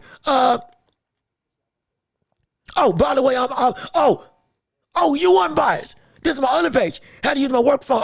Okay. No problem. Glad that you're here. Same brother, different name. All the same action. But hey, if you can, with this new account, go ahead and leave a like on the stream. Why don't you help us with the algorithm? No question about it. Go ahead and cheat the system as we're going into the next round of this fight with I think it's round 7. I believe it's round 7. I believe. And Taraji again is already coming out with even more destructive fervor. Double jab by Taraji going through right now. And again, appreciate all of you coming through. If everybody's here, please leave a like. Double jab by Sandova. Uppercut by Sandova, best block. Going through. I'm trying to call and do different things at the same time. I do apologize. We're doing blow by blow commentary, and it's going to be great. It's going to be phenomenal, and you're going to enjoy the ride, because I'm telling you, we're going to give you everything we got. Absolutely. I see some new people in the chat. We're going to give you your props after this round is over, but let me not get away from the action. Looping uppercut by Sandova. Oh, good chopping right hand by Teraji that lands. Countered, or rather, responded to with a right hand by Sandova. But it's still Taraji's round thus far. Big shots by Sandova, but again, responded to the body by Taraji. Now it's starting to get gritty. It's starting to get more effective. Starting to get more violent in the ring now. Sandova starting up his offense. As they're both still in the center of the ring. Taraji is still slowly but surely forcing Sandova back.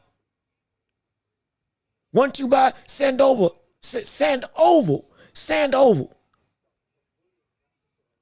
A good straight right to the body by Taraji. Uppercut by Sandova lands. Double uppercut by Sandoval. I think it landed. Oh, now he's throwing in spurts. He's really throwing in flurries now. If I'm Taraji, I'm taking a round off and I'm letting Sandoval get his offense off, and I'm just defending. Let him gas out, because you already knocked him down and the damage is already starting to incur. Good straight right by Taraji. That again has Sandoval on the back foot. Ooh, good trading right hand by Sandoval. That's a dangerous shot. Sandoval's really trying to make it gritty. Good right hand by Sandoval. Good chopping right hand by Taraji, though, to respond. Jab by Taraji, uppercut by Taraji, jab by Taraji again. Right hand by Sandoval, right hand by Taraji. Right hand by Taraji again. Got Sandoval back to the ropes. Double jab. Feints to the body. Sandoval missing with the hook. Taraji with a short uppercut. Sandoval again with another hook, but it's blocked. Taraji with a big swing and a miss. Taraji chasing Sandoval around the ring. Sandoval with a big right hand that misses. That one landed though. That time. The second one. 2-1 by Sandoval. Double jab by Sandoval. But it's blocked. Ooh, big trade again by Sandoval. I'm telling you, boy, that right hand. Good hook by Sandoval. Oh, gosh. Oh, my goodness. Oh, shoot. Brother, these trades are scaring me out of my mind. The fact that every time Sandoval lands with that right hand naked, it's always off of a right hand exchange. He's getting the better of those specific exchanges. He's getting the better of. When it's right hand on right hand, he is, boy, like, whoo. When it's right hand versus right hand, Sandoval's been looking like he's getting the better of those exchanges. But when Taraji's able to operate well off of that jab, he's been able to give Sandoval all he can handle. He really has. I mean, this has just been great. This has just been phenomenal. As we're going through, boy. 4-3 Sandoval top score. Yeah, right now it's again with that knockdown, it's tied up. Because Sandoval did win that last round, absolutely. And so it's like, boy, it's something serious. These trades are intense, boy. It's Sandoval in the trade for trade punches. Good uppercut on the inside. Another good uppercut by Sandoval. Good gosh, bro, I'm telling you, Sandoval, it's just been, this brother came to play. Hey, brother, this cat came to play. This cat came to work. This dude came to work.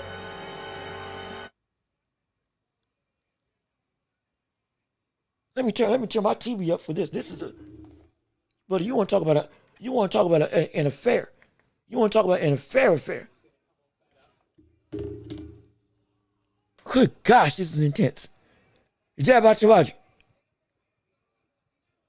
Jab by Taraji. Again, when it comes to jabs on the outside and in that mid-range, Taraji's been able to win. But brother, once it gets to those right-hand exchanges, it's been Sandova that's had the better. Another double jab. Yep, keep working off of that jab. That's going to be the thing that can win you that round. Or that can keep rounds in your control of your Taraji. Sandova almost lands with the pull counter right hand. Another jab by Taraji. Sandova with the jab of his own. Real good right hand by Sandoval again. I mean, that right hand is just teeing off on him.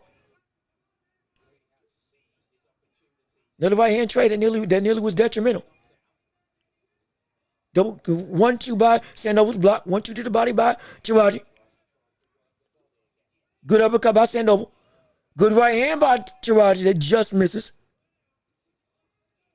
2-1 by Sandoval that lands. Big hook on the inside by Sandoval.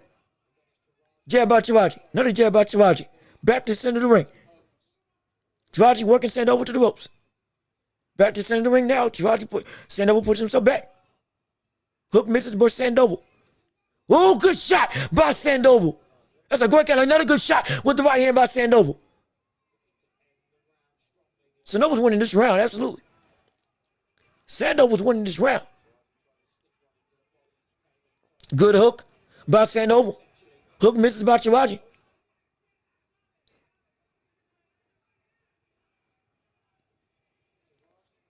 I mean, shoot, boy.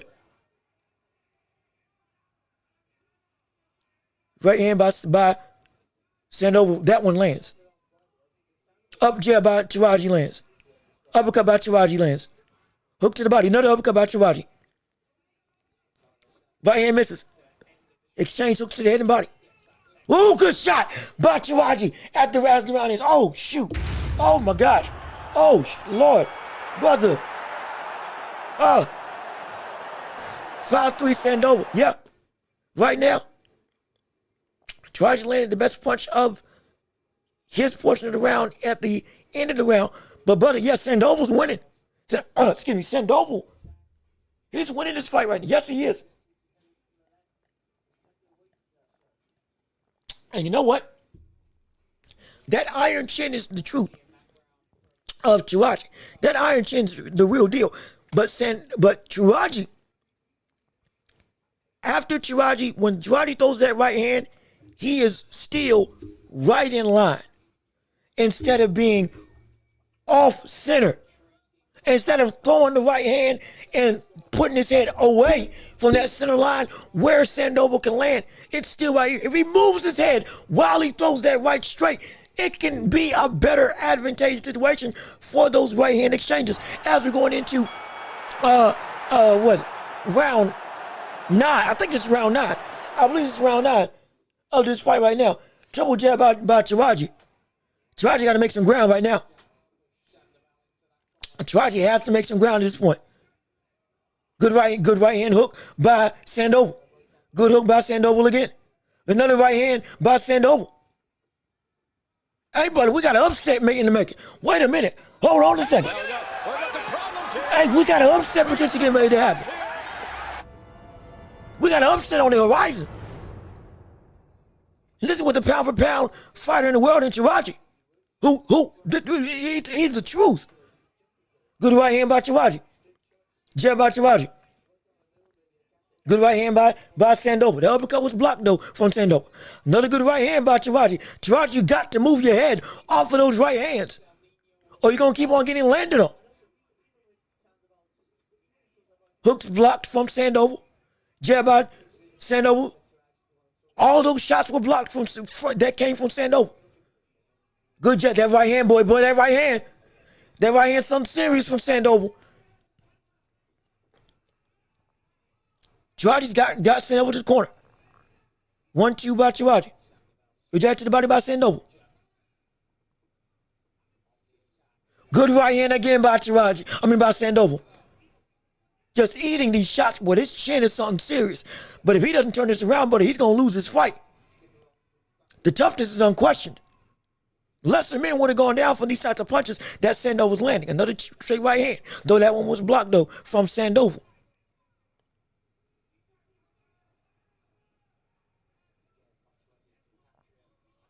One, two to the body. By Taraji. Straight right hand by. Good uppercut by Taraji.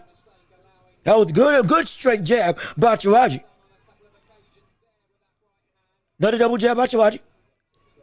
Big right. No, hey, but throw that jab from distance and cause Sandoval to commit to that right hand and then come forward with your own. Bait it out. Ooh, almost straight with another big shot.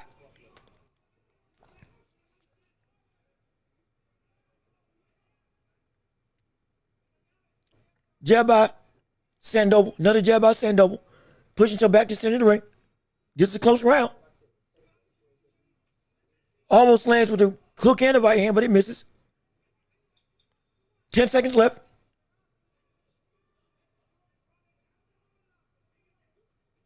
Good straight right by Teraji off a counter. Another straight right by Sandoval as the round ends. I'm telling you, boy, that was a close one. Shoot. Who won that? I'm leaning Sandoval. Might have won that. Though that was a better round for Taraji. And he was countering Sandoval as well. That's a tough one. That's a tough one. You know what? I think Taraji with that jab and mitigating the right hand this time did enough. But brother, it's close. It's close. It's close. They're 5-4 Sandova. Yeah, I'm right there with you, man. Boy, Taraji told him to put more pressure with the height. Yeah, that can work. But he's got to throw more than just 2 shots. Taraji can't throw just 2 shots because that's going to make him lose. Because off of those 2, Sandoval knows when he can throw his one big right hand. If you move your head and you throw even 3 punches, but that can help you out immensely. When you were able to good right counter by Teraji as we're going into the next round. Good guys, we ain't got no time to talk. Great day in the morning. Shoot. 1-2 by Sandoval is blocked. Jab by Teraji misses. Jab by Teraji lands. Teraji throw those jabs a little bit more. Change the good double uppercut on the inside by Taraji. Another jab by Sandoval. Good straight right, good right hand by Taraji. Another jab by Taraji. Taraji, up your jab output, brother. Come on. That can start by giving Sandoval more to think about. Good shot, good straight right by Taraji. Hook by Sandoval to counter in kind. 1-2 is blocked from Sandoval. Another jab, 1-2 by Taraji. Hook to the body. Both in the clinch right now. Taraji throw the jab. Taraji throw the jab. Another right hand by Sandoval. Uppercut by Sandoval. Taraji throw the jab. Down on the inside again in the clinch. Hook to the head by Taraji. Big shot by Sandoval. Great day. Taraji, you got to throw more than 2 punches. You can't just throw 2 punches. You can't just throw 2 punches. You have to throw 3. You have to. Right now, that's the only way that you're going to be able to keep Sandoval from throwing that right hand. Throw 3 punches in your combination, and it'll change the tempo and consistency and timing of when Sandoval can throw his own shot. Good shot by Sandoval. Uppercut misses by Taraji. This is a close round. This is a really close round. Great day. Shoot. Uppercut by Sandoval. Uppercut by Taraji, excuse me. Good hook by Taraji. Uppercut missing by Taraji. Double jab. Right hand missing for Sandoval. Hook to the body by Taraji. Hook to the body by Sandoval. Hook to the head by Sandoval lands.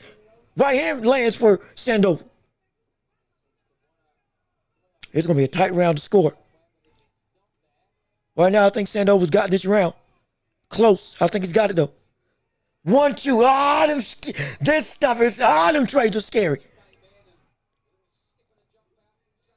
Good right hand by Sandoval again. Just timing the lack of head movement by Taraji. Good hook on the inside by Taraji, though. That one backed him up. Taraji throwing volume. Good gosh, brother. If you ain't gonna move as the round ends, brother, Taraji has to throw more. He's got to throw more. Him throwing naked 1-2 punches are not messing up the timing of what Sandoval sees for his offensive game plan, which is either a naked right hand or a left hook around the guard after you throw. If you're going to throw first, also throw more in this specific scenario. Because Sandoval ain't throwing 1-2, or excuse me, he's throwing 1-2, and he ain't going off the rails up until, well, in terms of offensive output, up until he feels he's got leeway. Don't give him leeway by upping your offensive output. You have to at this point. Round 11. Okay, good gosh. Hey, brother, it's championship rounds now. Hey, it's time to work. It's time to work. Taraji, it's gonna be close. You're gonna need something big to pull this fight out. You lose this round, brother, you lose the fight. Jab by Taraji, uppercut by Taraji's block. Hook by Sandoval. Right hand by Sandoval lands. Jab by Taraji. Right straight to the body for Sandoval. Hooks on the inside by Taraji and Sandoval. Hook to the uppercut to the body by Sandoval. Taraji backing him up. Sandoval with a jab that misses. Taraji with a jab. Come on now. Don't posture. You ain't got time to wait. See, you're fainting. Taraji tried to feint and he got caught. Uppercut to the body for Taraji. Good right hand by Sandoval. Uppercut by Taraji. You better dig deep. Good uppercut by Sandoval. Good hook by Sandoval. Another hook by Sandoval. Hook to the body that misses for Taraji. Straight right misses for Taraji. Hook, right hand lands for Sandoval. Another right hand lands for Sandoval. Sandoval is out muscling Taraji right now. Taraji's in a scary situation, boy. Uppercut consistently by Sandoval. Taraji, you keep backing him up. You got to throw something. You got to give him something. Great day, brother. Come on. Uppercut to the body for Sandoval. Hook to the body. Uppercut to the body. Sandoval he's just working. Sandoval's working. Hook to the head for Sandoval. Big hook by Sandoval. Another big hook by Sandoval. All the swelling starting to take hold on Taraji's face. Double jab by Taraji. It's not enough though. Another double jab by Taraji. Come on, Taraji. Taraji, you gotta throw in volume. You gotta throw in volume now. You have no choice. You gotta let your hands go. You're gonna lose this fight if you don't. You're gonna lose this round if you don't. Uppercut to who? Good uppercut by Sandoval. My gosh. Oh, shoot. We might have ourselves an upset. Hook to the head by Sandoval. Good hook by Sandoval. Good gosh, man. This shit ain't no joke on Taraji, but brother, you got to do something different. Hook to the head by Sandoval. Sandoval's fighting for his life. He's fighting like he's got something to prove. He's fighting like he's hungry. He's fighting like he's got a family to feed. This cat is going for it. He's going for it. Sandoval's going for it. Sandoval with a shot to the body. Jab by Sandoval. Right hand by Sandoval lands. Another right hook by Sandoval. Jab by Sandoval. Everything's landing for Sandoval right now. I mean, he's scrappy. He's fighting ruthless, relentless. Good hook by Sandoval. On the inside. 10 seconds left. Big hook by Sandoval lands again. Oh, brother. Oh, shoot. Hey, brother. We got some problems. Taraji's about to lose. Taraji's going to need a knockout. Taraji's going to need a knockout. Oh my gosh. We're about to see a pound for pound 9th or 10th ranked fighter in the world lose to Sandoval. Oh shoot. Oh shoot. We got ourselves in trouble. We got ourselves an upset. Wait a minute. Wait a second. Oh. I tell you, I'm glad I woke up this morning. This ain't been, we've been waiting on, it's been good fights the whole night. It's been good fights for the past couple weeks. And brother, every fight that we've seen in Japan has never faltered. This is that very issue. And this is that very same situation. And brother, it's round 12. It's time to work. It's time to roll. It's the championship round, brother. Taraji, you need a knockdown and or a knockout to draw in or to win. Taraji with a good shot downstairs. Sandoval, right now, with good hook by Sandoval. Sandoval, don't let it go to the judges. Keep on fighting like you've been fighting. Hook to the body by Sandoval. Hook to the head by Sandoval. The swelling on Taraji's left eye is severe right now. That eye is nearly shut. Good jab by Sandoval that lands off the ropes. Hook to the body, they both trade shots. Hook to the body, again, they both trade shots. Going through back to center of the ring. 1-2 by Taraji misses. Uppercut by Taraji misses. Back to the center of the ring again. Big hook by both people, they miss. Hook to the body by Sandoval lands. Going through 2 minutes, roughly 2 minutes, 30 seconds left in round 12. Good hook by Sandoval that lands on the head. Good right hand by Taraji that lands. Going through. This is it, Taraji. If you're going to make a move, brother, make a move now, because you're in the midst of an upset where you're going to be on the back burner of it. Great right hand, a great left hook by Sandoval that lands.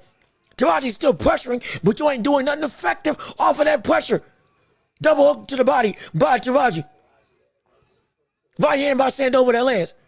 The face of Taraji is swelled up and bruised. Sandoval's got a cut under his left, I think under his left eye. But still, he's winning. It ain't nearly as bad, and he ain't taking nearly as much damage. And he's been landing more effectively. Good uppercut by Taraji. Taraji, you gotta work. You gotta work quick. Good uppercut, but good hook by Sandoval. Right hand by Taraji. Uppercut by Taraji. Right hand by Sandoval. But they trading back and forth right now. But it's a barn burner. A minute 30 left in the round, I assume. Right hand by Sandoval misses. Back in the clinch and center of the ring. Going through 2 hooks by Sandoval that land. Uppercut by Sandoval. Right hand by Sandoval. Taraji lands with uppercut to the body. Taraji punches Sandoval back to the ropes. Taraji still needs a knockdown to try and a knockout to win. He might need 2 knockdowns to just get a win if necessary if he doesn't get a knockout. Uppercut by Taraji misses. Taraji gets landed with a shot to the head. Going through. Sandoval's back into the corner. Right hand by Taraji that lands. Jab by Taraji. He's got to do something special. Right hand by Taraji. Taraji, you got to work. Right hand by Taraji. Uppercut by Taraji. Oh, shoot. Is Sandoval hurt? Another uppercut by Taraji. It's getting dangerous out here. Hook by Sandoval. Right hand by Taraji. Oh, uppercut by Taraji. Oh, shoot. Oh, wait a minute. Uppercut by Sandoval. Right hand by Taraji. Oh, brother. Right hand by Sandoval. Right hand by Taraji. Uppercut. Right hands. They trading. They going tit for tat. They going punch for punch with each other. I think less than 10 seconds left, right? Potentially, unless I got my clock wrong. 10 seconds left in the round right now. Buddy, this is it. This is it. What you gonna do? What you gonna do? Big hook by Sandoval. Right hand by Sandoval. My gosh, and the round is over. We just saw an upset. We just saw an upset. It's an upset. Sandoval. It's gotta be Sandoval. It's gotta be Sandoval. There's no way. There's no way he didn't win that. Sandoval just took on the best flyweight in the world. Pound for pound. #1 in this division. Pound for pound. Number 8, 9, or 10. Between 8 and 10 in all of boxing. I know we just saw Sandoval take this fight, take this win, at least on my scorecard, and get this victory. Absolutely no question in my mind about it. Unless they saw it as different than me, because this was the same thing with the last fight with Diego Higa when he drew. And I thought he lost that fight, though I wanted him to win.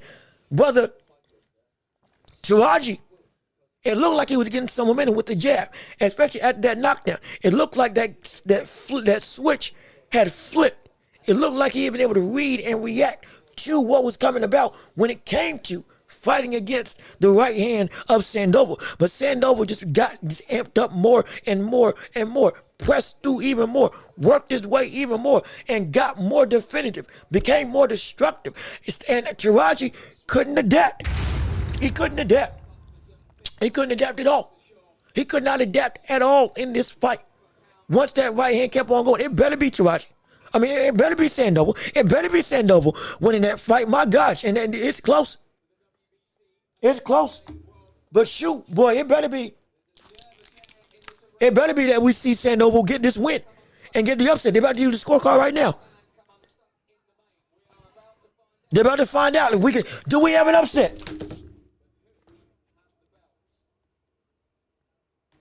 7-5 Sandoval, 114, 115. That's what you got.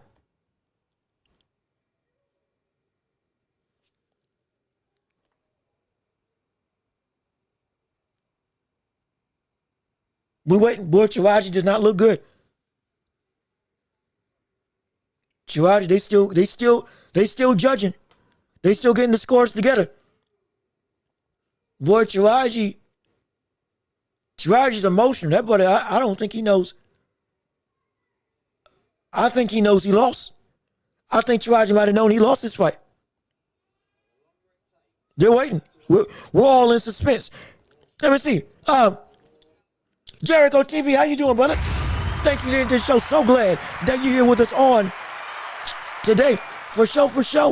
Also, if I ain't say what's up to you. How you doing? Good to see you. So glad that you're here. Sandoval should win.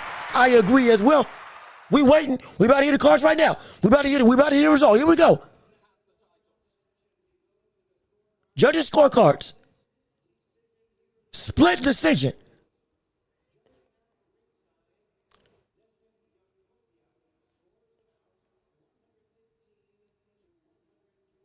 $115, $112.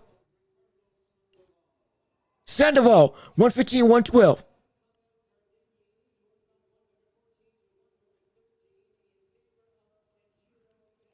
$114, $113 Taraji. Judge at ringside. $117, $117, $110. And a new. Oh, he did it. Oh my gosh. Oh, shoot! Oh! We got ourselves an upset! Ricardo Sandoval has just upset! Pound for pound! Number 8 in the world! Oh my gosh! Ricardo Sandoval just upset Kenshiro Teraji! Oh! Shoot! Now I'm gonna tell you this right now. 117, 110. I don't know who had that card. Hey.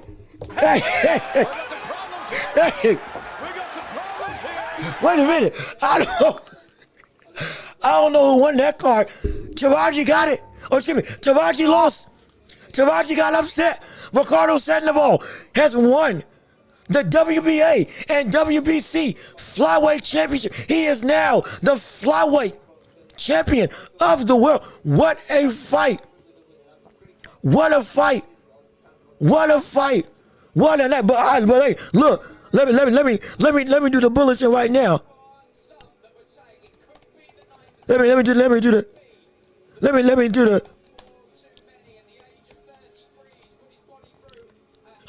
me capitalize. Hold on. We gotta get the bulletin out there so the people know what's going on.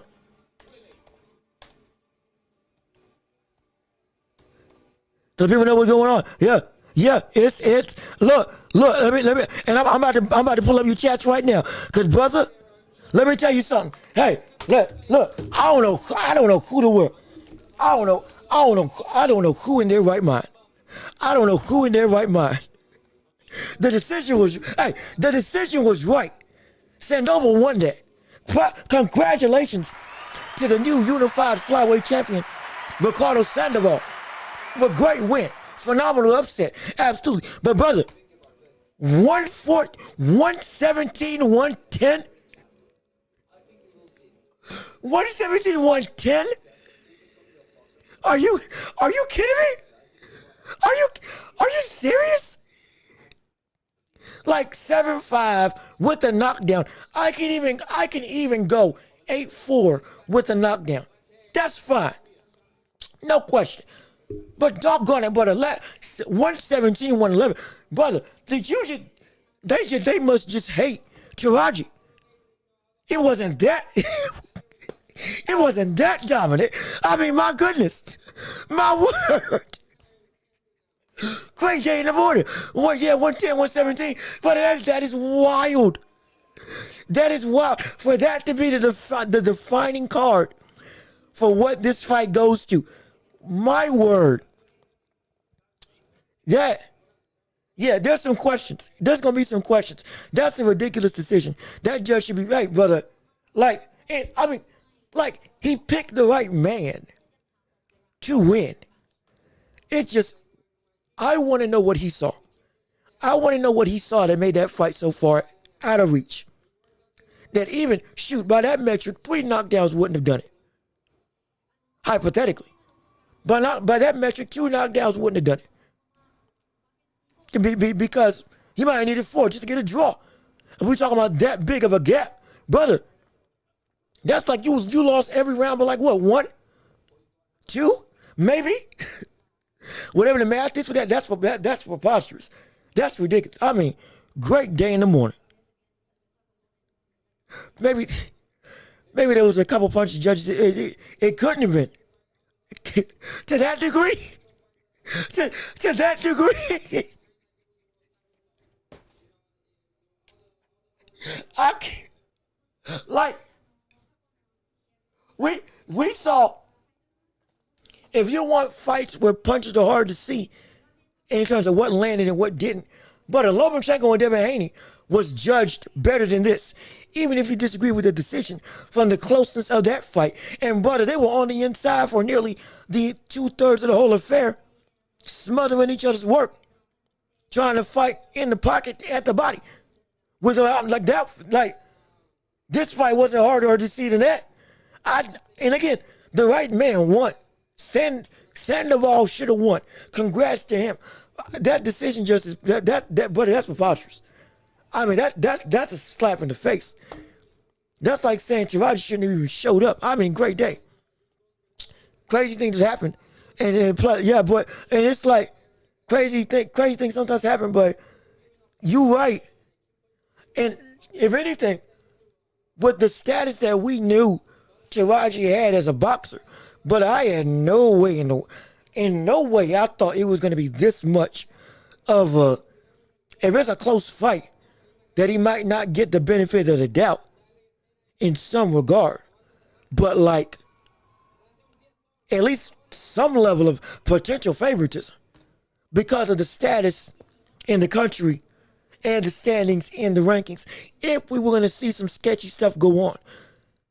Not for the complete other side of the table.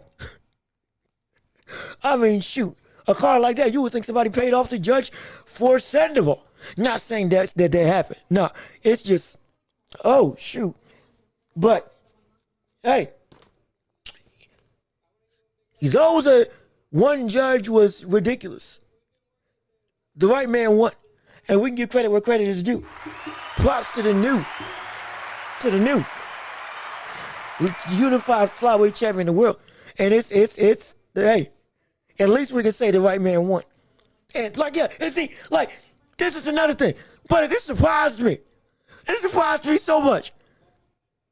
The fact that we're seeing this type of card in Japan, when we've watched, like, this is our 5th fight that we've called live together, and we've never seen, on average, we've never seen discriminate judging that's just completely awry.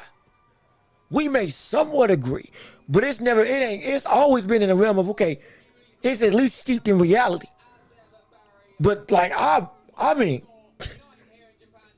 brother, if he's scoring it like this, that judge must have really felt that, yeah, Taraji ain't do nothing to win. I can at least hang my hat on the notion that if a judge scored at 117-110, he legitimately saw it 117-110. And he legitimately did not think. Like, he can make an argument. Because this is coming out of Japan, I can at least take some solace that if we did ask him, he can make an actual argument. He can at least defend himself for why he saw this fight 117-110. Unlike with other judges, there's no way they could defend themselves. I can at least say he's got an actual reason if we asked him. If we want to have some semblance of solace that he would actually be able to say, yes, I can tell you exactly why I saw this fight go the way it did and why it was such a wide margin. I can at least assume that because of the reputation of judging in Japan. But brother, regardless of which, this just, shoot, shock and all. But either way, brother, we got an upset. We got ourselves an upset. Ladies and gentlemen, we've just seen a pound for pound fighter dethroned. And now, this means that Taraji most likely gets bumped out of the pound for pound. One win doesn't negate his ability as a fighter, but one win will indeed change the rankings of pound for pound glory outright. And now, come Thursday, we're going to have a conversation. Oh, be here tomorrow. Be here tomorrow. It's going to be, we're going to have ourselves a time. Let me say, thank you, brother. I got to go back to work. Hey, brother, enjoy your time. Enjoy your time. Hopefully, we made your morning a little bit better. Hopefully, we made it tolerable. And you enjoy the rest of your day. We're going to be back here on Thursday talking about boxing and beyond yet again, as we do every single week, Tuesday, Thursday, and Friday. And then if we got big fights, we live stream those as well, just like we did for this fight. And I guarantee you, you're gonna want to be here for Thursday if you can make it. 12:30, we're gonna be popping. We're gonna have ourselves a big conversation. We got some shakers and movers in the pound for pound. We got some more talk with Javante Davis and retirement, if it's real. Other fights like Moses and Talma coming up later on in August. We got a litany of stuff going through.